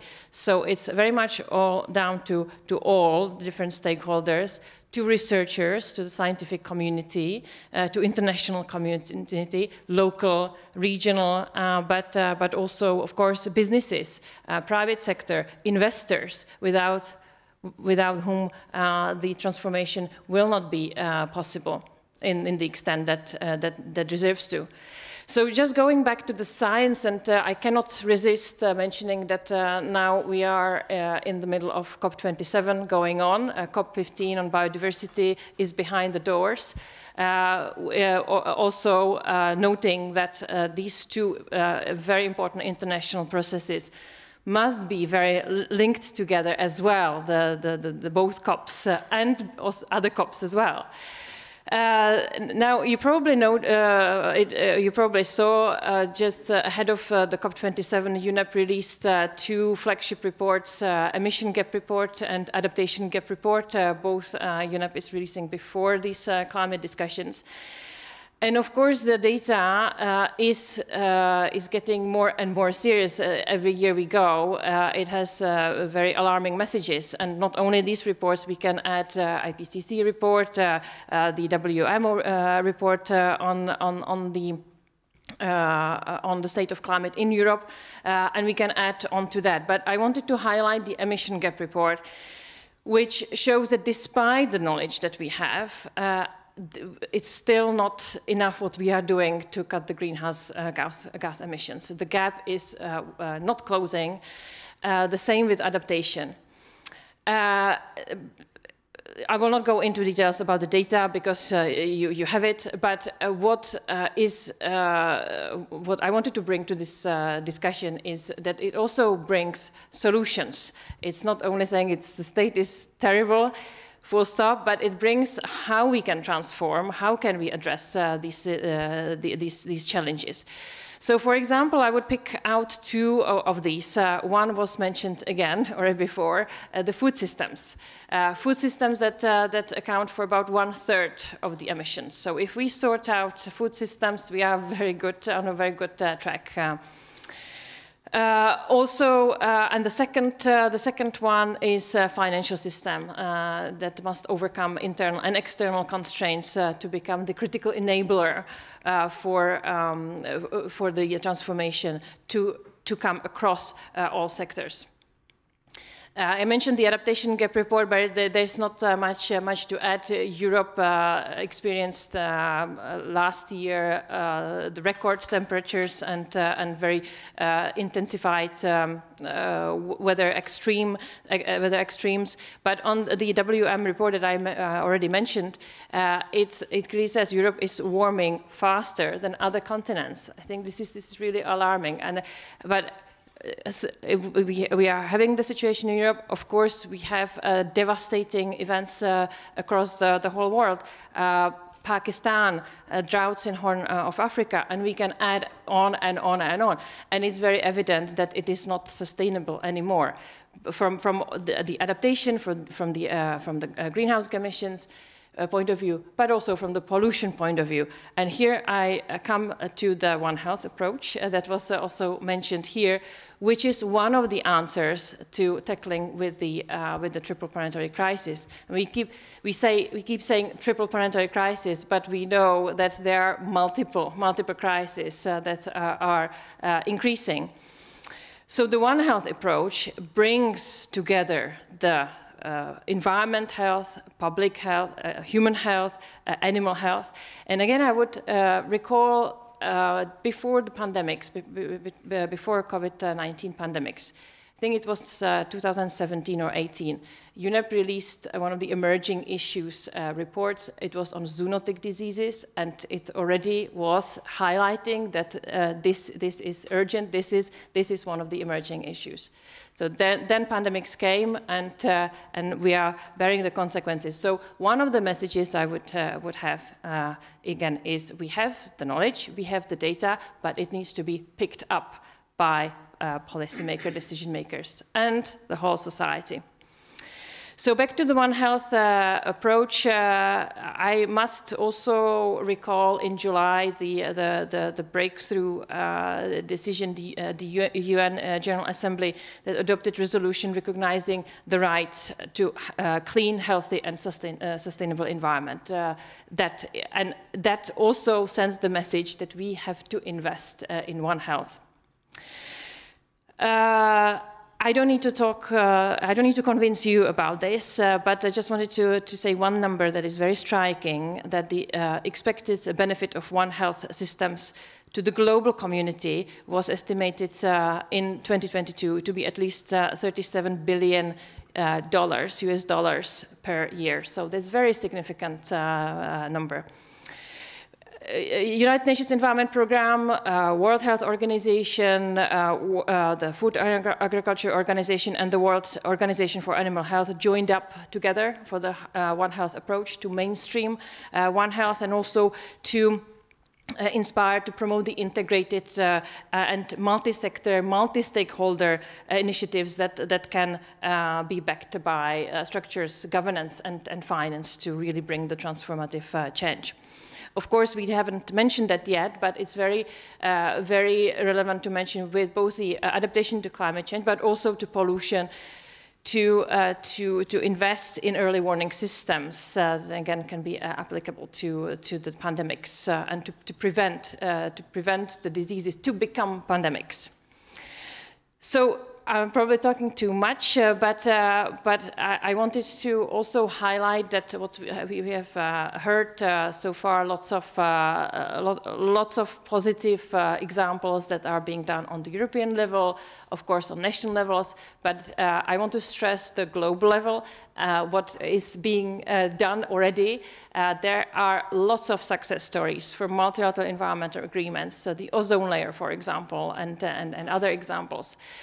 But but we need to see these issues that we are discussing here today through the global lens, because we cannot solve the problems if we don't take into account different regions, different countries, which the conditions are very diverse. People across the world suffer from various things, and what we desperately need is solidarity between regions and across the whole world. I also want to mention, in terms of pollution, I'm sure that you know, because you are working in this sphere, is the United Nations Environment Assembly in February that adopted a number of very important resolutions. One of them is the agreement of UN member states on the new plastic pollution treaty, that now the intergovernmental negotiating process is starting at the end of November, which is a fantastic milestone to tackle this particular issue with plastic pollution, which is huge. And also, that's no news to you either, is the resolution on the Science Policy Panel to tackle chemicals, waste, etc., which already had one open-ended working group, and the next one is meeting at the end of next year, which again brings the whole world together to discuss solutions and how to enable the change. So I do apologize, Katko, I probably went over the time, but I hope that we will come back to some issues later on as well. Thank you very much, Veronika.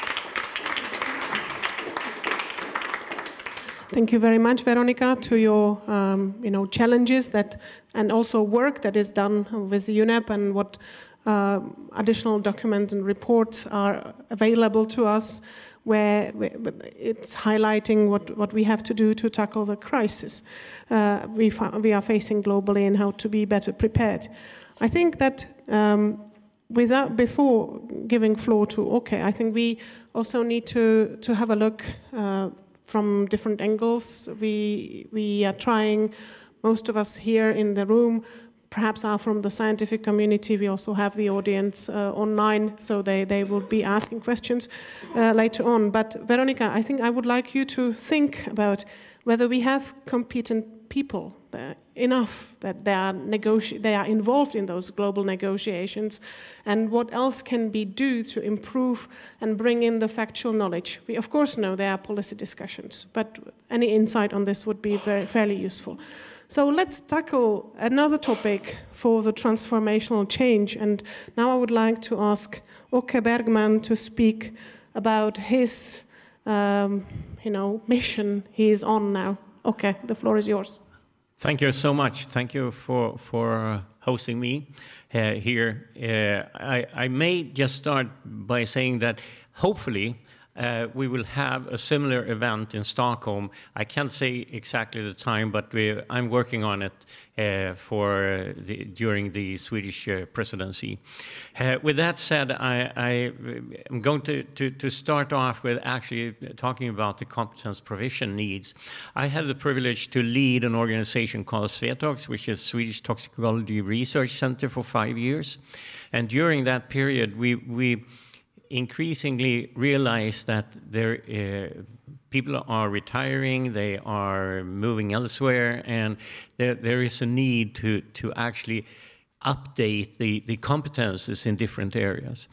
And we started to work on that a little bit, but what really made me worry was when I was called up by the Director General for Tukes, which is the Finnish chemical agency, and he said that they had 3 Director Generals in Finland had written a letter to the government saying that we will not manage a major chemical accident in Finland, and we may not have the chance to contact EU in a short notice to get the proper responses. This actually led to a work that we have been doing voluntarily on our free time between the Nordic countries to look more closely into the needs and what the situations are. This became known by EU, by the Commission. we haven't really completed it yet. I still have that on my desk to be written up. But what we see is that it's similar in all the countries. And we are talking about toxicology sciences or toxicology-related sciences. It's risk analysis, basically. And there is an enormous need. And you know, we can count the number of competences that are in tens. I mean, it's low numbers of people that are actually really active today, and there is a need for the future. So with that said, I think it's similar. I've seen it in other countries as well. But this is to be still written up and reported. It brings me into actually talking about, I actually prepared a little tool here for today. This is actually an inverted cone, as you all can see. And this relates to what I have my fingers. That's the disciplinary level. That's what really is needed in order to create what is needed in the society for, well, the competence needs that I just talked about in the Nordic countries and elsewhere. That's what we are relying on today. And of course, we need to be trustworthy in our science. We need to have all the competence. We all need to have the knowledge of our disciplines. But as we are moving up here, we can actually start to move into the multidisciplinary level. Already as a scientist at a rather early stage, especially if you've taken the chance to have some other topics in your education at the very first level, you can move up into a multidisciplinary level where you may actually be able to talk and understand the language of your colleagues in the corridor next door. This is extremely important. This is where we can meet in projects and do the new, larger projects together, where each one is contributing with their own very big competence in the disciplines. That goes further up to the interdisciplinary, working in a more collaborative way between many more disciplines. Everything is about coming up to the rim. The very top here is actually the transdisciplinary level. That's where we interact with the society and all levels, industry, business, authorities, and so on, NGOs, and so on and so forth. Unfortunately, I have to turn the cone around and say that we are pretty well set at the bottom, teaching PhDs, but at the top, we are very few actually doing this work. I talk to people in meteorology or in the climate change, and desperately calling for, why do I not have anyone more to talk to? I'm pretty alone. I feel the same on the chemical side, that we are not that many. So we need to transform actually the education system in a way that promote the development of people that are able to communicate on a multidisciplinary level, and not the least, which really would make the change on the transdisciplinary level. And also, there has been, well, a little bit talk here about proactivity, or at least solutions. I mean, what we have been doing in the past has been, we have been reactive. I've been reactive my whole life. I'm an organic chemist, so I like reactivity. But the thing is that moving into proactivity, we need to educate certain groups in the society.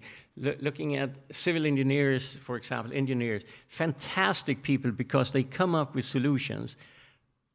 The problem has been that they do not have a clue what they create instead. So, and during my whole life as a teacher, I've been teaching these kind of classes just a couple of times. It's very low interest. On the reactivity side, it's just as worse, because for medical students, getting people in medicine aware of the environmental issues and everything related to that, it's really bad. Just a few times, and one lecture in 5 years of education is nothing. That has to change.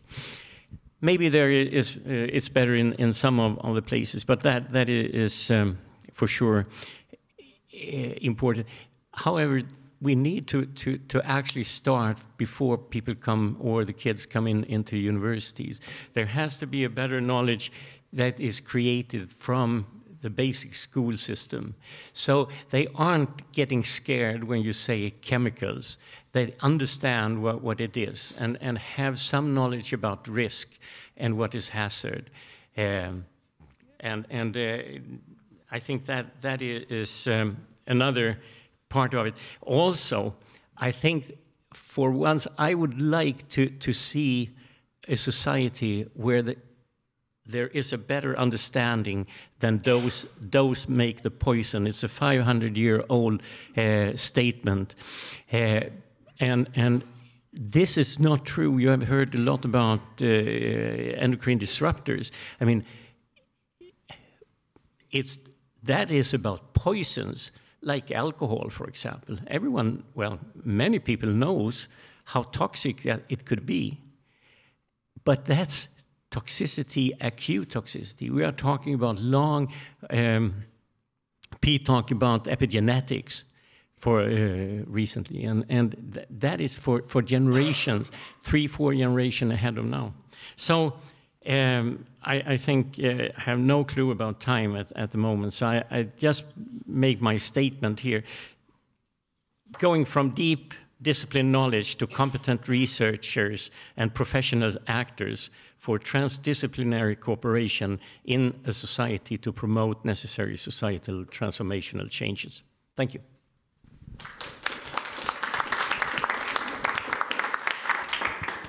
Thank you very much, Åke, for providing us also with a very simple but very telling example on where we are, what we need, how much transdisciplinary and interdisciplinary, not only knowledge, education, but also interaction.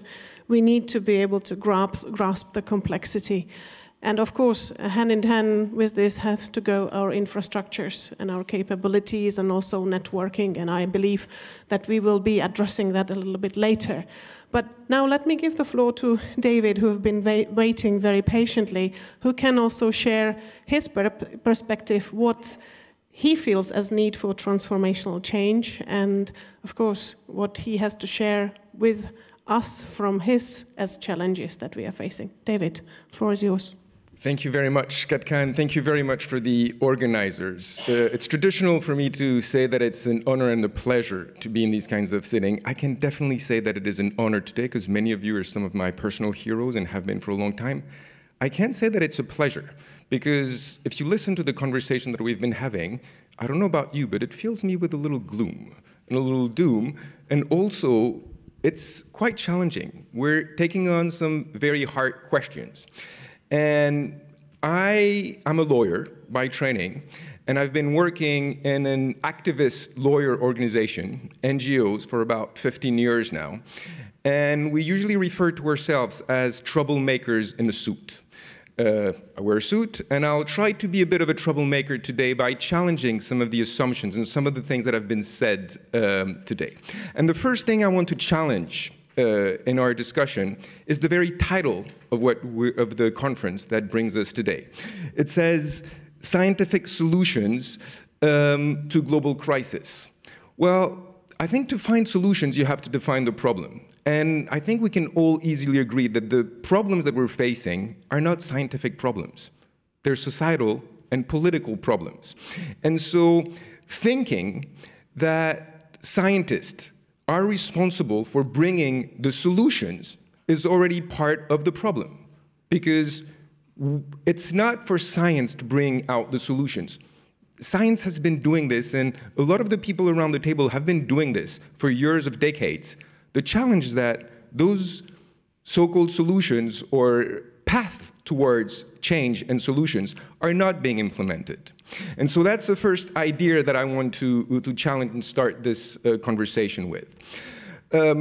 We heard earlier of some of the successes in international law. That's also one thing I want to challenge in a way, in that the Montreal Protocol is the one that has been used always as the flagship. This was a success, and it's true. It was a real success.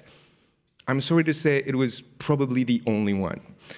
A few years ago, scientists from the Lancet Institutes, I think, started looking at indicators of how the state of the environment is going.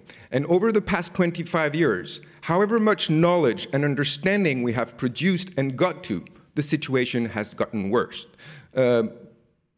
COP27 climate has been discussing right now.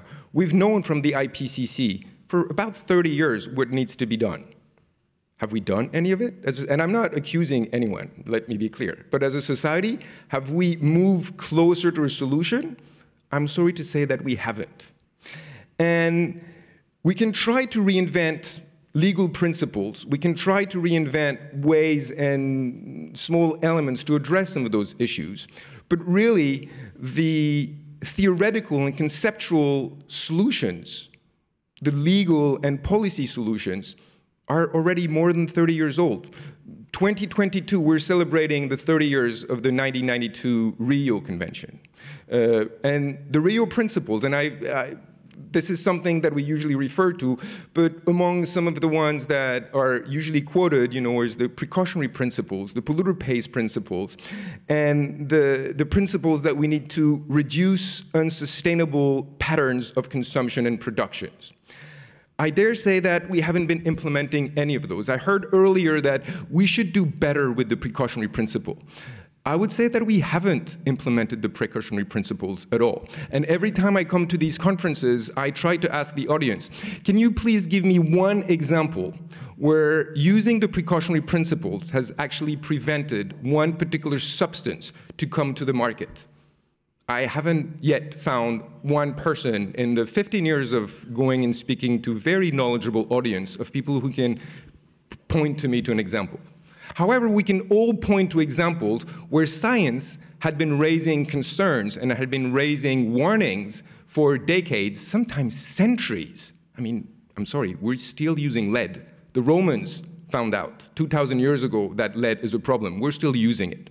And so the idea that we just need to do incremental changes and we still need to work with the system we have, I'm afraid it needs to be challenged. If you heard and if you really took in everything that was said this morning, it's time to ask some of the very hard questions. Can we actually work with the system as it is designed? And can we all feel confident enough that by staying in our role as scientists, as lawyers, as policymakers, we can truly make the difference that is needed? I'm afraid the answer is no. We need to go beyond this, and we need to organize, and we need to get out of our comfort zone from a personal level, because if not, the planet will very soon take us out of the comfort zone. In fact, the planet is we're taking ourselves out of the livable zone for ourselves and for the next generations. We're seeing now, and I'm trying to get to the point where I'm going to be positive and concrete about what we can do. It's a challenge. I mean, we're all experiencing this challenge, but I'm probably on this side of the table because I'm supposed to be to have ideas about how to do this. We're now seeing a lot of new forms of activism and a lot of new forms of actions by scientists.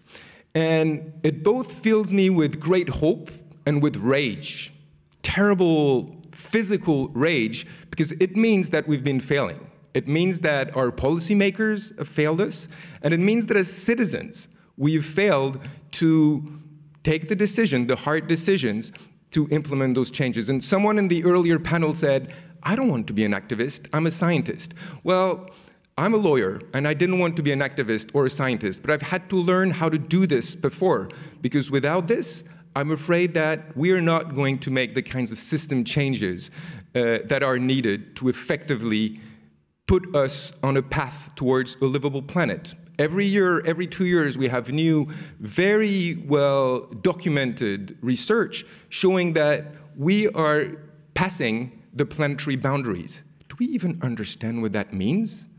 And I'm sure you're all very smart people and you do know what that means, but it's very hard to conceive, it's very hard to think of, it's very hard to conceptualize what we can do about this. And I'm going to try to mention two last things before I close. First of all, point to some research that was done that I like to use as an example. I think I read about it already 30 years ago. And it's research that is done about risk perceptions and how we can act and what we can do about it. And it relates to our biological makeup, our neurological makeup. Studies were made to assess how people feel about a certain risks. And there were two types of experiences that were made. One in glacier valleys with a dam at the top of the valleys, and one close to Seveso sites, the very highest level of most dangerous chemical production sites, or just industrial sites. And what you find is, the closer you are to the dam, which is if the dam breaks, you're going to be annihilated, you're going to die. The closer you are to the dam, the least worried people are. And if you go down the valley, further down, the damages are going to be lower, but this is where we see people really experiencing very high stress level, anxiety that impacts their health. And we see the same thing for Seveso sites, for nuclear power plants, and everything. And the theory that was put forward at the time that I read about was because we have a biological switch in our brain that makes it impossible for us to consider dangers that are both existential and on which we feel we have no control over. If we feel we have no control over something that is an existential threat, our brain actually prevents us from even thinking about it. And it makes sense, because otherwise we would go crazy. I would go in a fetal bowl and just cry and just wait for the catastrophe to happen. What that means is that we both need to embrace the risk, the catastrophe that is not looming over us, that is here. Talk to people all around the world, the catastrophe is here. We need to embrace this, and both embrace the enlightened hope that we can actually do something about it. We need to embrace the situation and still feel strongly that we can do something about it. And every time I'm faced with very competent and smart panel, I usually like to rely on what other people have said about things. I'm going to leave you with two quotes from two very different, but I hope inspiring individuals. One is from Margaret Mead, which I'm sure most of you know, who is a very powerful woman in her thinking. And that quote has been standing over my desk for the past 30 years. And it says, "Never doubt that a small group of committed citizens can change the world. In fact, it's the only thing that ever has." And the second quote I want to leave you with is from someone quite different. It's from Albus Dumbledore, from Harry Potter. I'm sure most of you have read Harry Potter. And at one point in the series, Albus Dumbledore says to Harry Potter, "Now is the time to choose between what is easy and what is right." And I just want to leave you with this and let that sink in for the discussion that we're going to have now, because by no way am I saying that what we're doing now is easy. We're all doing hard work. We're all trying hard, but we're not trying the right way, because I don't think we are really weighing those two aspects of the balance, the catastrophe that is here and our actual capacity as human individual and as a society to make those changes that are actually needed. So thank you very much.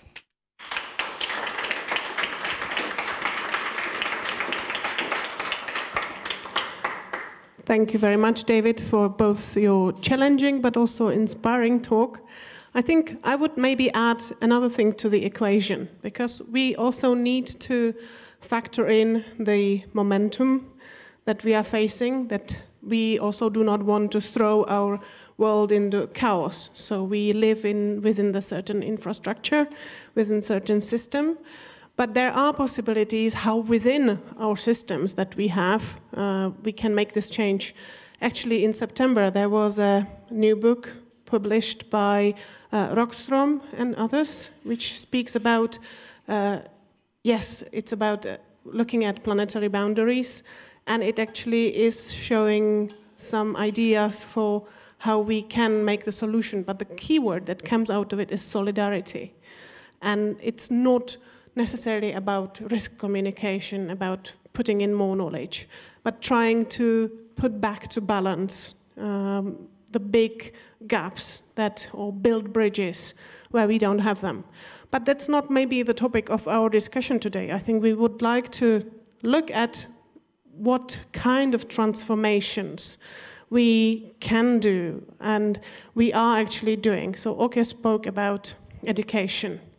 Veronica spoke about the global information that we have and the challenges that we have when we get all together. Jutta spoke about, on one hand, the overwhelming amount of information that you have to tackle and the decisions that you have to take. But maybe, Robert, you can add on to what we found in HERA, because you mentioned at the beginning that for us, the transformational change was actually like the central wheel among the other ones that we are tackling and by which we are trying to face the other pillars of the triple crisis. So would you like to say something about it? Yes, and I think it will be a little bit different from what we've heard earlier. Can you give me the cone, please? The cone. There's no popcorn. Yeah, I mean, that's another point. But I don't think, this is the holistic part to the right, and this is the more specialized and maybe reductionist part to the left. I don't think we should forget one because of the other. I mean, it's nice to have a holistic position, but it's also nice not to forget, well, I'm a toxicologist. I'm speaking about transformational change. I have no problem with that. I'm happy because I can contribute one way or another, but I never forget that I'm a toxicologist too, and I can bring part of the solution from here. But let me give you an experiment here. This is the specialized part, but if I look to you here, I can see a lot of you. This is the more holistic part. If I try to look here, I cannot see anything, basically. So you have to keep both sides, and we have to keep our specialty where we can contribute. I think there are solutions.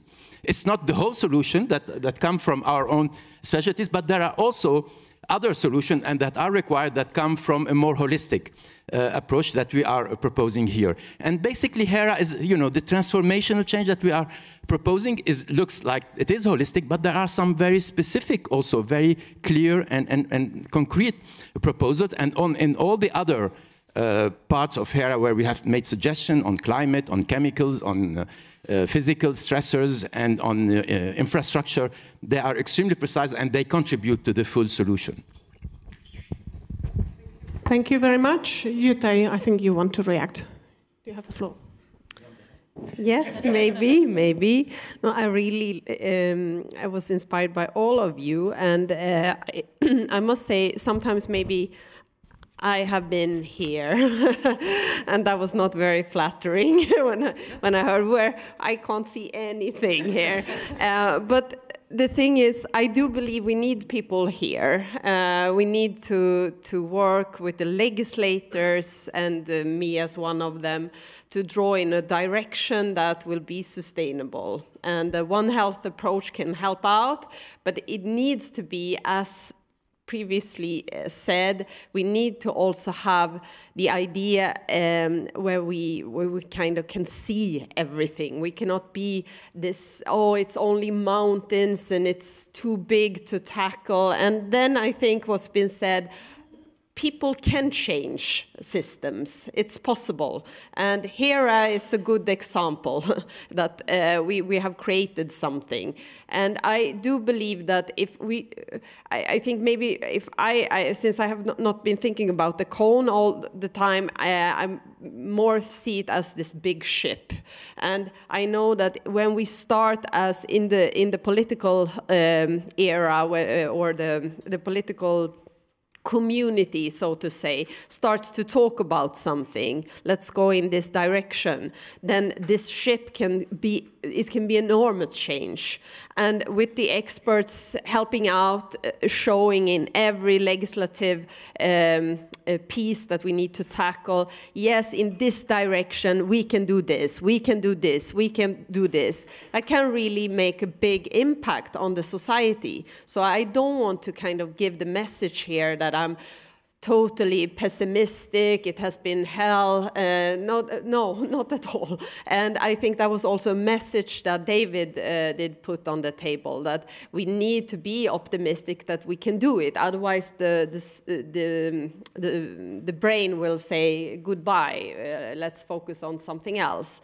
And climate, I think, can be both an inspiration here and also give us is part of this challenge, of course. But I think both what has been done with the Friday for Future, Greta Thunberg, all this focus that it has made is an inspiration when it comes to the global crisis that we see that are multiple. We can do it. We can make the political discussion be about it. But then you say to me, oh, but come on, we are not doing anything there. We are not handling it.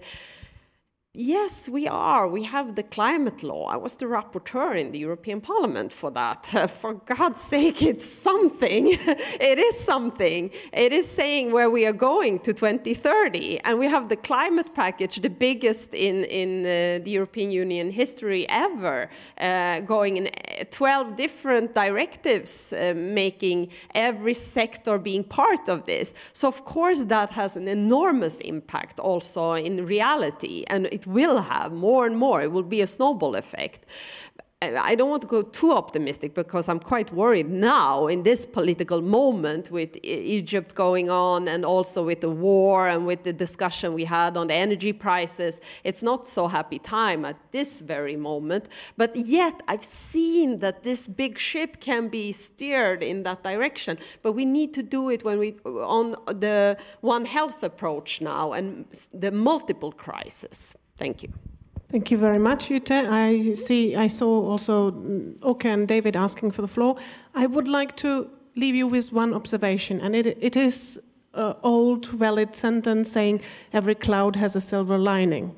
You remember we were in the pandemic, and all of a sudden the digital transformation of many societies and the way how we function was previously impossible. And all of a sudden, we were confined for 18 months. And yet, we are able now to communicate and using multiple electronic devices. A lot of processes came online.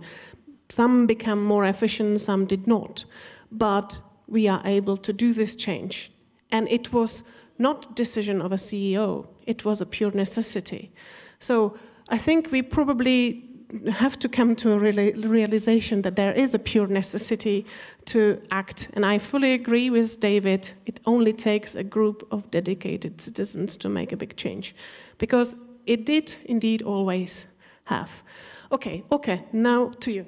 Well, thank you so much, and thank you, Robert. It seemed to be a useful tool, and what I didn't say explicitly is that the transformational issue we have ahead of us is, I mean, you have to be aware of the different parts of this building from the competence side, but it's a need to support multi and interdisciplinary thinking and tackling of complex issues at the universities. And this is so extremely difficult going into the different disciplines. The economy for different education comes in, and I mean it's the curricula that need to be changed. what I see is absolutely necessary. I have, actually, where I'm working now at Örebro University, we have a platform for sustainable future, and I have all 3 faculties from medicine, engineering, the economy, natural science, and humanities, social science on board in the thinking, and we haven't got to the money yet. But I think that's the big issue that we have to cooperate over that. And then actually using this tool for your ship, Jutta, here we come. It can be used also, of course, in different ways, but it's a matter, independent of who's sitting behind the steering wheel, we can shout with competence behind us. Thank you. Thank you very much. And I've been trying to think of ways to also use the cone, but I didn't come up with something valid at this point yet. 2 things. First of all, I hear your point, Yuto, about we're not doing anything. And, don't get me wrong, I don't want to say that we're neither doing anything or that what we're doing is useless. I spend full nights arguing about commas in future international treaties and discussing about commas and, what are the words that are used. And I do think that it has an impact. But I think we also do need to recognize that what we've been doing and the way we've been doing it is not successful. We are not effectively changing the direction of the ship. We could say that if we could see that the emissions, for example, were going down, even slowly, they keep on rising.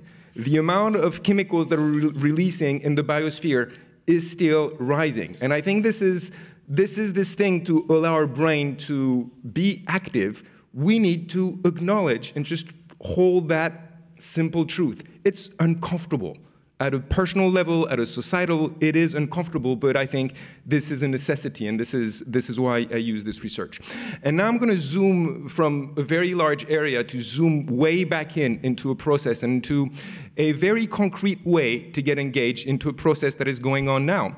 Veronica mentioned earlier the process that is starting now about a new plastic treaty, a treaty that the mandate that is given to all governments is a instrument to end plastic pollution.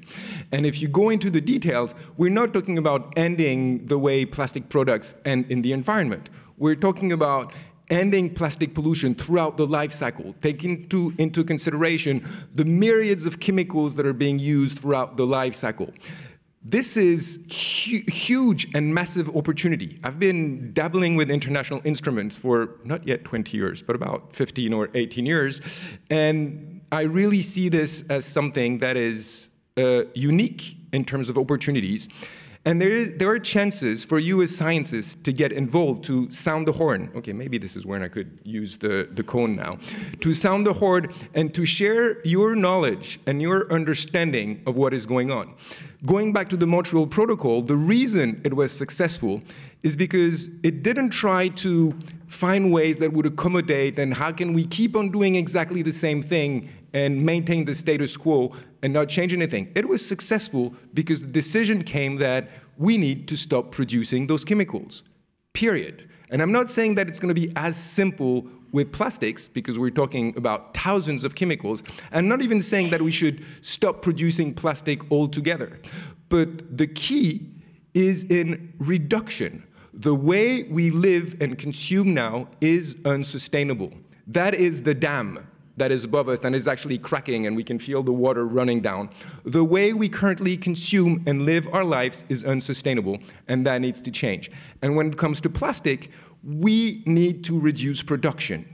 We don't need to think of how we can better recycle or, how we can reduce straws or anything. I mean, it is important to do this as well, but this is not where the solution lies. And this doesn't come from me. This comes from teams of very highly qualified researchers who have developed different models that all came to the same conclusion. The only way we can actually have a hope to solve this issue is to reduce production of virgin plastic from the get-go. And now I come to the practical aspect for you. Scientists are organizing to have their voice heard in this process, because Having been in those international processes for years, I can tell you that the voice of scientists is not really heard or is not valued the way it should be. And there is now a group of scientists that are coming together in something that is called SNEPT. It's the Scientists Network for an Effective Plastic Treaty. And they're coming together. It's based on a declaration. To join SNEPT, what you have to do is sign on to a declaration that lists a number of basic principles of what this treaty should do.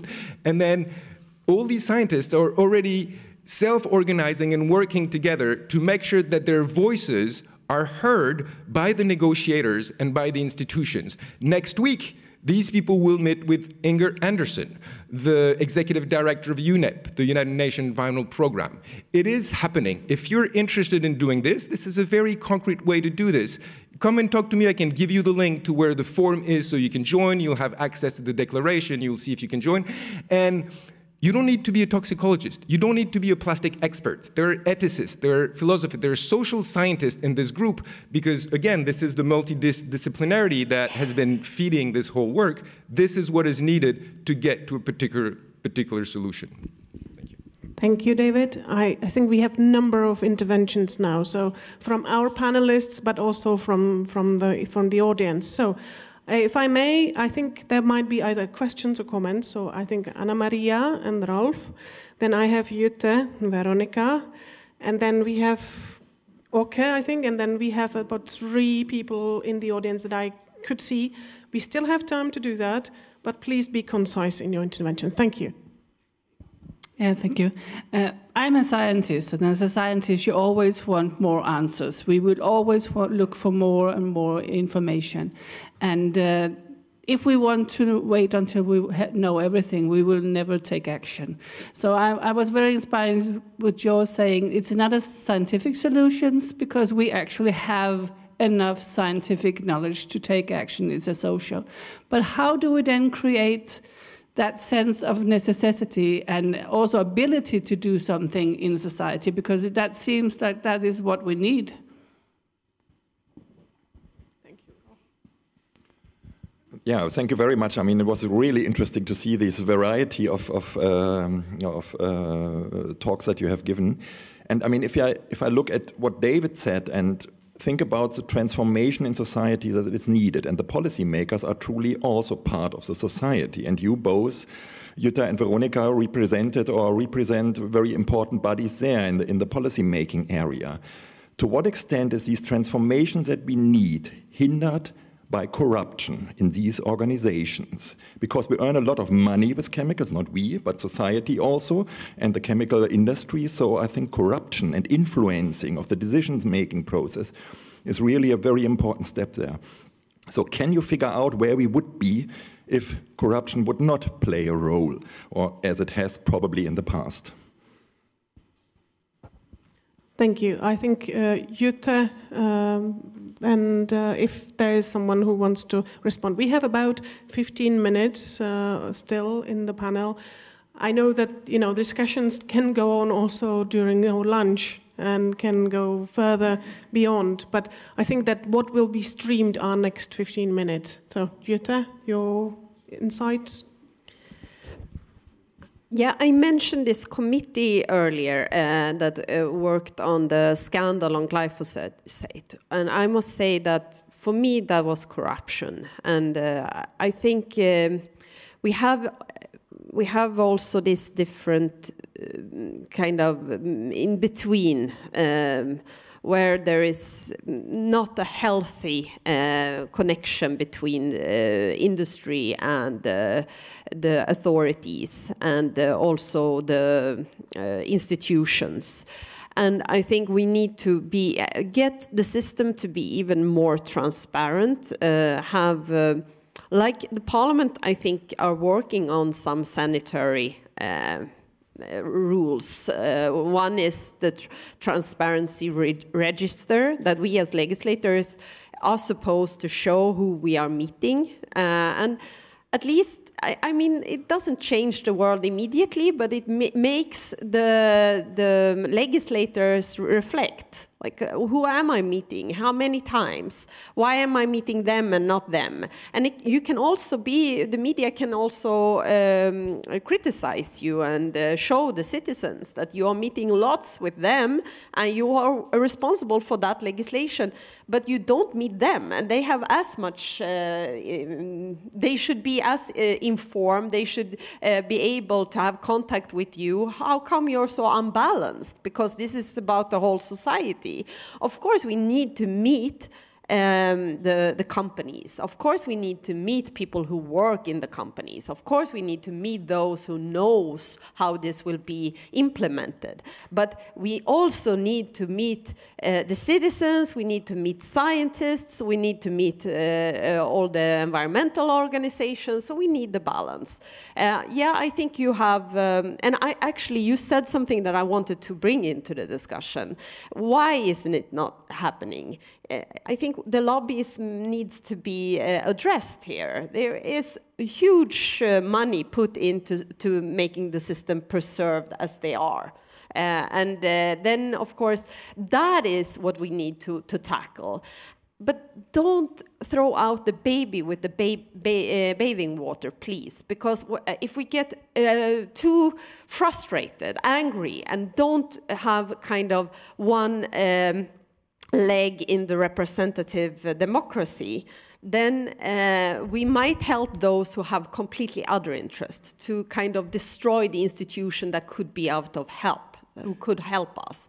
And I'm a very strong believer in the representativity in the democracy, and that you work with one reform after another, after another, after another, and then suddenly you rebuild the system. So I think we need to have that kind of leg in the political system, that with election movements and making more people also in the political parties aware, invite us into these seminars, not only me, but many others. I think that's one of the answers, and I think that also answers to the other question.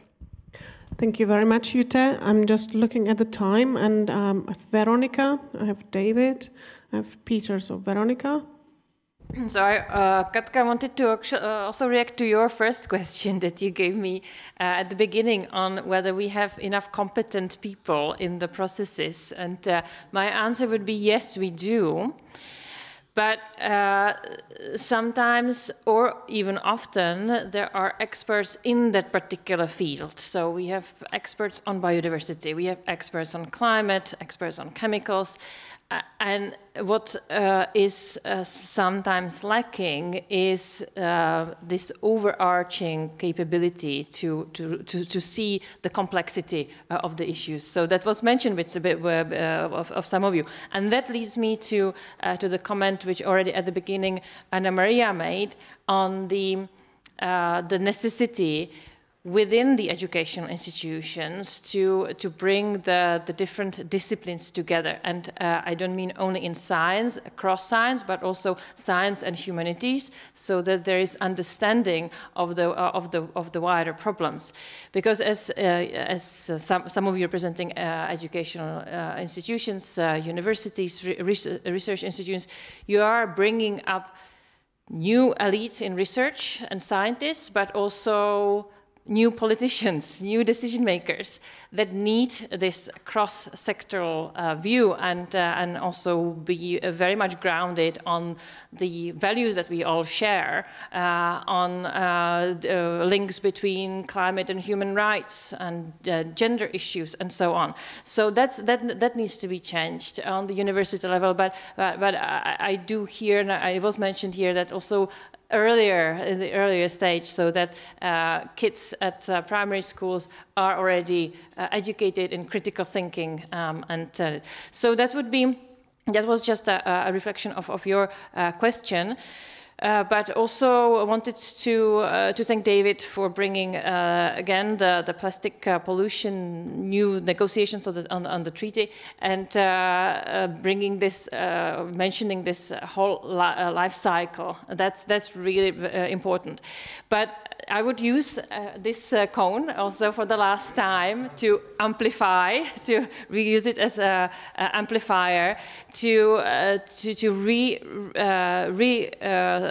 confirm that we need you all in the different levels, as David said, as active participants in the international negotiations, but also in the national setting to provide knowledge and expertise to the governments, to be part of the decision, the policy making, because that's sometimes it is optional, but it should be standard. It really should be standard. And that now moving to the policy making level, to the governments, we need to have ministers of environment, energy, finance, agriculture talking about the same thing, working on the same thing. So it goes at the different levels.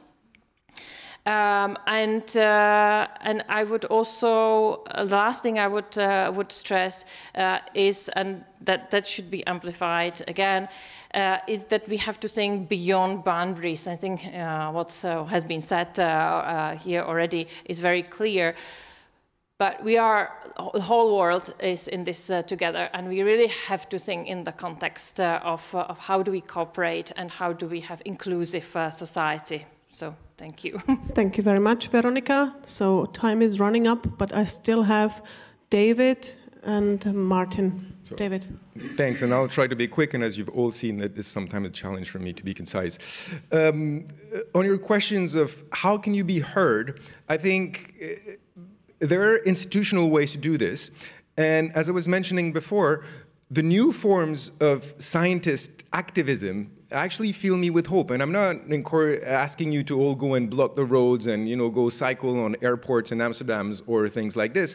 But I do think that we're at a stage where the normal institutional ways to try to make your ideas heard need to go beyond this. And in that sense, I would playfully disagree with what Martin said earlier. Don't be humble. You have knowledge, you have expertise, you have legitimacy. You've been spending decades on developing understanding and knowledge of those problems.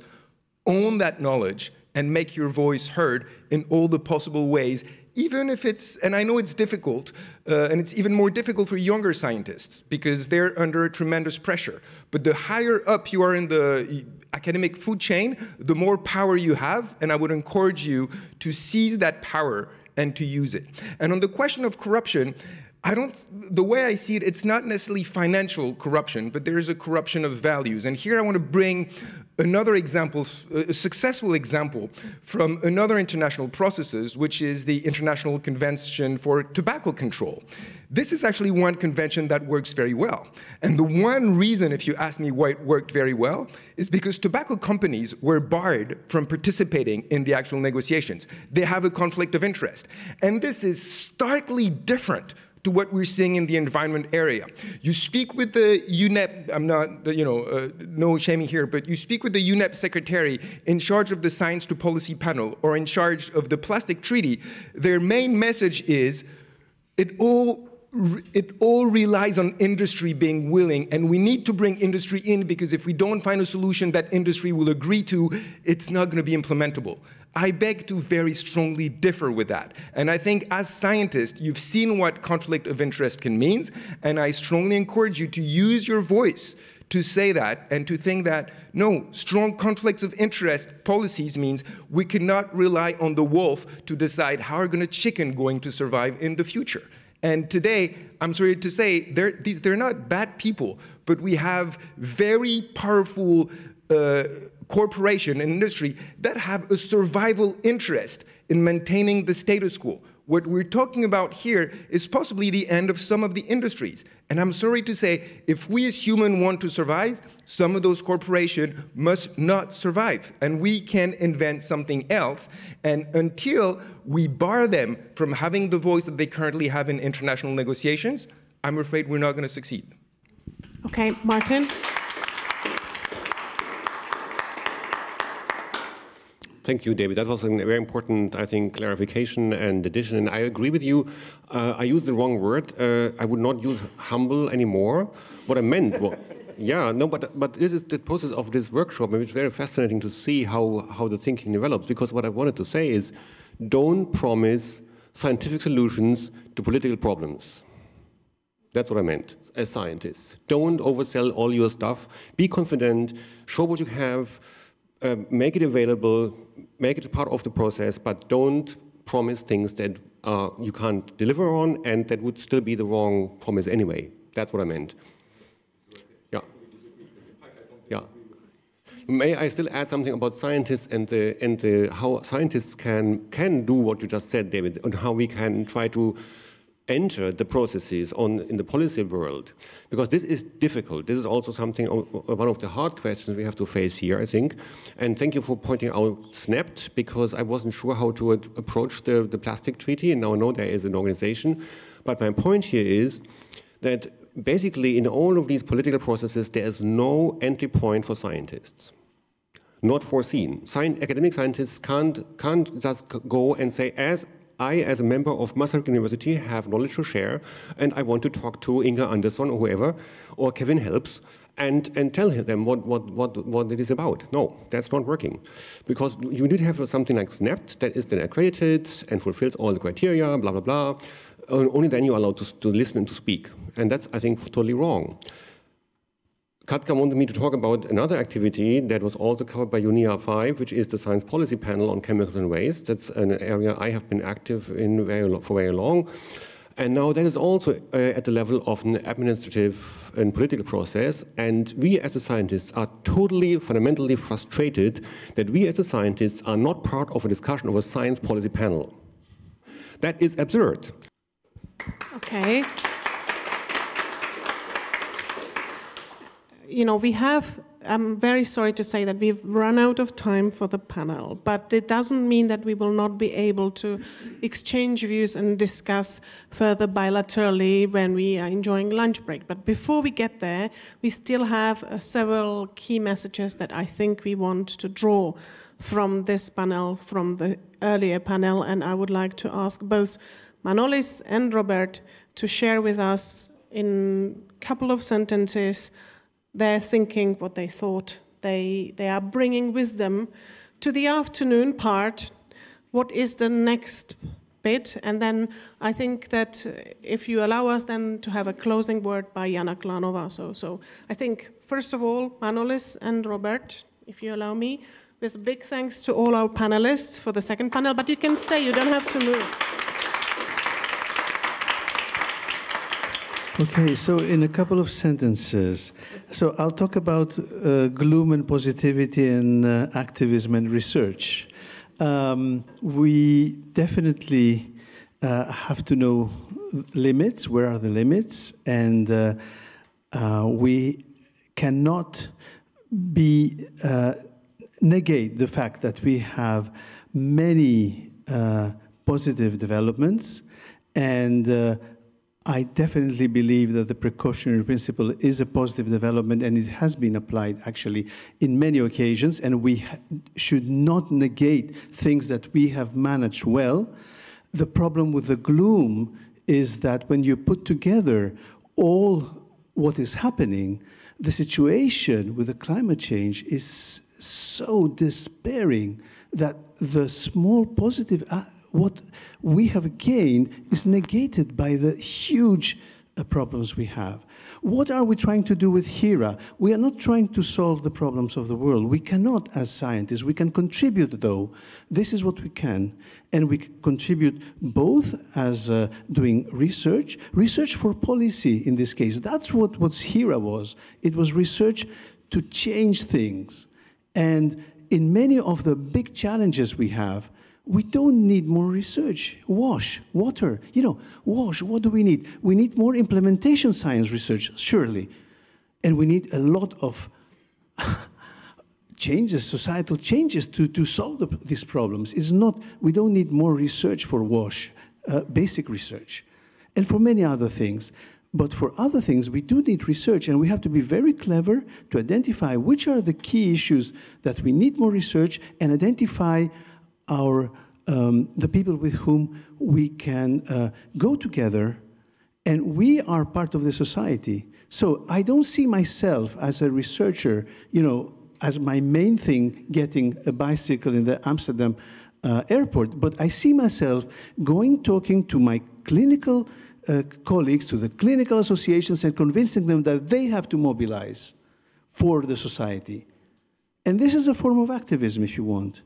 But it's activism making best use of my research capacity. That's what I was meaning. And that's what we want to do with HERA.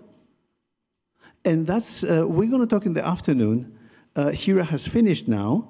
And we are talking about the continuation, and we have to be clever in identifying the top issues that we have also to discuss with the Commission and with this, the wider society. What do we need, and how are we going to get it? So that stuff is quite a lot to discuss in the afternoon, and I'm sure we have managed so well in our connections, in our societal connection, in our research connections, that I'm sure we will manage also in the HERA 2 or the Sphere, the single planet HERA, as Robert suggested to call the next phase. So that was more than 2 sentences. I'm sorry, Katka.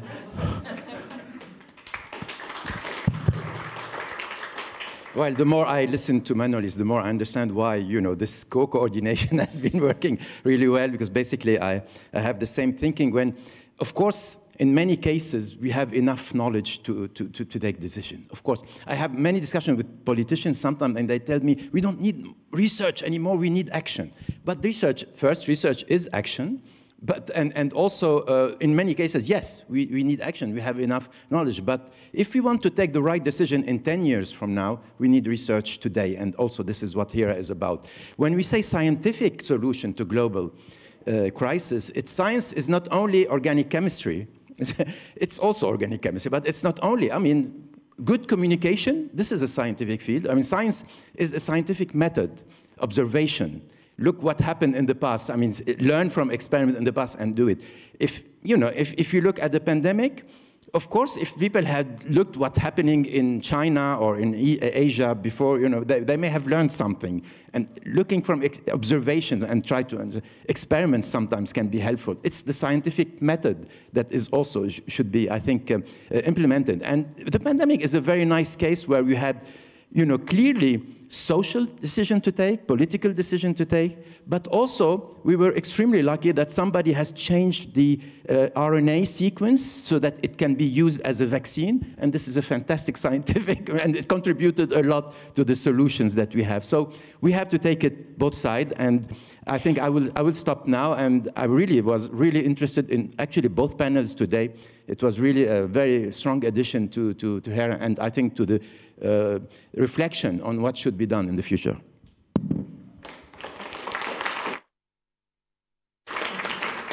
Thank you very much, Robert and Manolis, for picking up, some points that we need to focus on when looking at the future of HERA.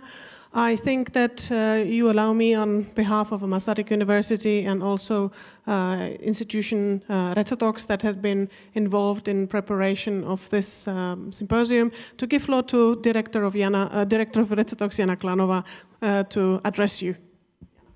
Thank you very much, dear colleagues, dear friends. Thank you very much to our panelists for accepting our invitation. Thanks to all of you that you not only came but actively participated. I think it's time for some optimism, time for some actions, time for some good examples. You've probably noticed that we in the Czech Republic, we not only invest a lot into the things like chemical pollution, environmental problems, we have the national and regional centers really working with WHO, with UNEP on implementation of the international conventions. Currently, we are in the luxury situation because the Prime Minister is former rector of Masaryk University. You've seen our Minister for European Affairs today, who is a former rector of Masaryk University. You've seen our Minister for Health earlier today, who is a professor of Masaryk University. So really, the door for the science to policy communication is open. But it's not only at the national level, it's also the level of the region. Because we are, the Brno is the center of the South Moravian region, and we had our deputy government of the South Moravian region with us today.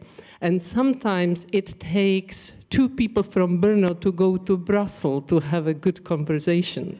So today we had a nice chat over the coffee with Jiří Nantl. Please join me.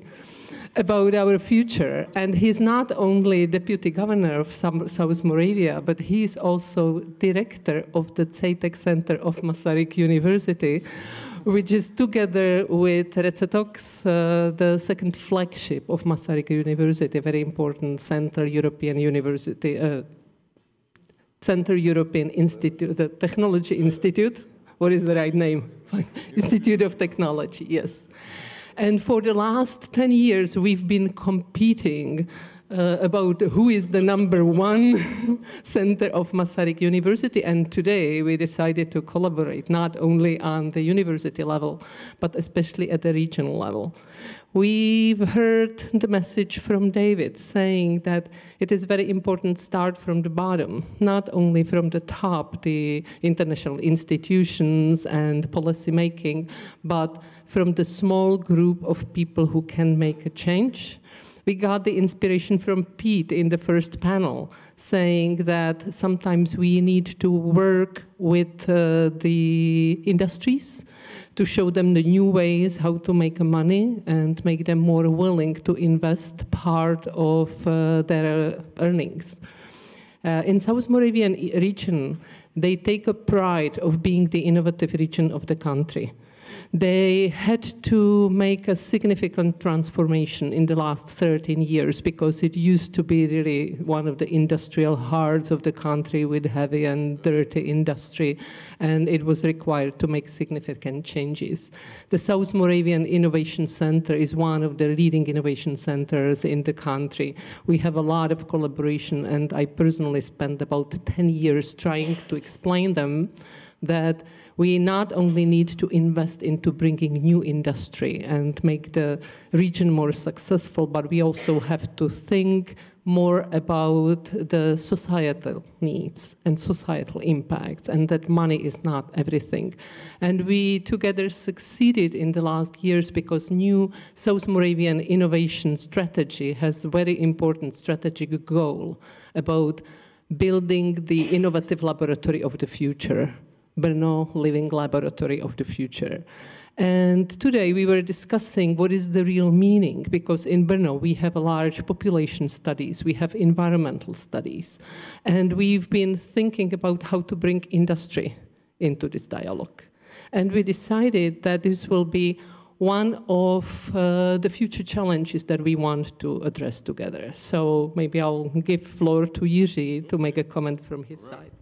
Thank you very much. First of all, I would say never overestimate the opportunities that a set of people coming from some place bring you at the aggregate policy level.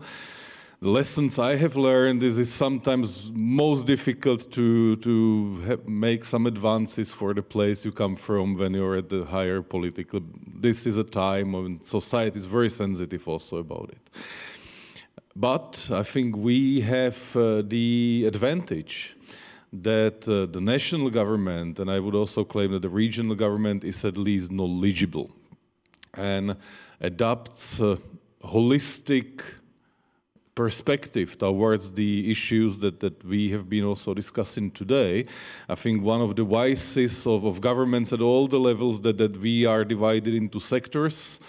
And then if maybe my portfolio includes education, then I'm supposed to advocate for teacher salaries and take care that headmasters are appointed. Basically, we often administer the demands of various interest groups.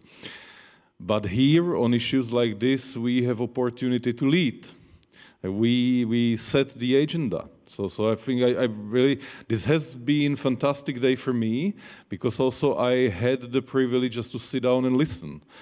And I sometimes say, if at a conference, if you hear one inspiring idea, it's already a success. And here, this was like festival of ideas. It's been amazing. I will draw from that for my work, also at the policy level, for a very long time. And I think at the regional level, it's the kind of level of government where you can work systemically and strategically, because the region has 1.3 million people. So you already create some sort of systems, but you also have the chance to observe the results. So I think the platform we have started to discuss that will bring together what Resetox and your network is doing with our agencies, including a new agency we set up this year to stimulate innovations in public sector, will have significant impact in bringing our region into future. I think that's maybe how we called it at the working level, region of the future. And I think that's something that has been also amazing to me. When I had to skip out a bit because I had to attend a regional government meeting in an online manner where I presented 16 items of the agenda, and when I get back then I met Jana and we said we have an idea, and then we start to discussing and agreed.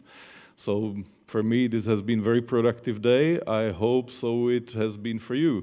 So thank you for giving me the privilege of spending time here today, and I'm very much looking forward to working further with Resetox.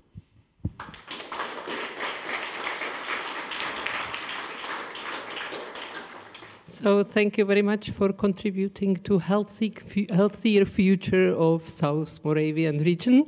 Please enjoy the lunch, and we will meet again at 1:30, I believe, maybe 1:45. Thank you. Thank you. Sorry, just a little housekeeping. Please give us 5 minutes to bring the lunch in, because they didn't want to, interrupt our discussions. So thank you again for all discusseurs, all people who followed us online, but also who have questions. Please feel free to, mingle with our speakers and with ourselves to continue the fruitful discussions, and we look forward to continue working with you all. Thank you very much. Thank you for the participation, and thank you for your contributions to the symposium. Thank you, everyone.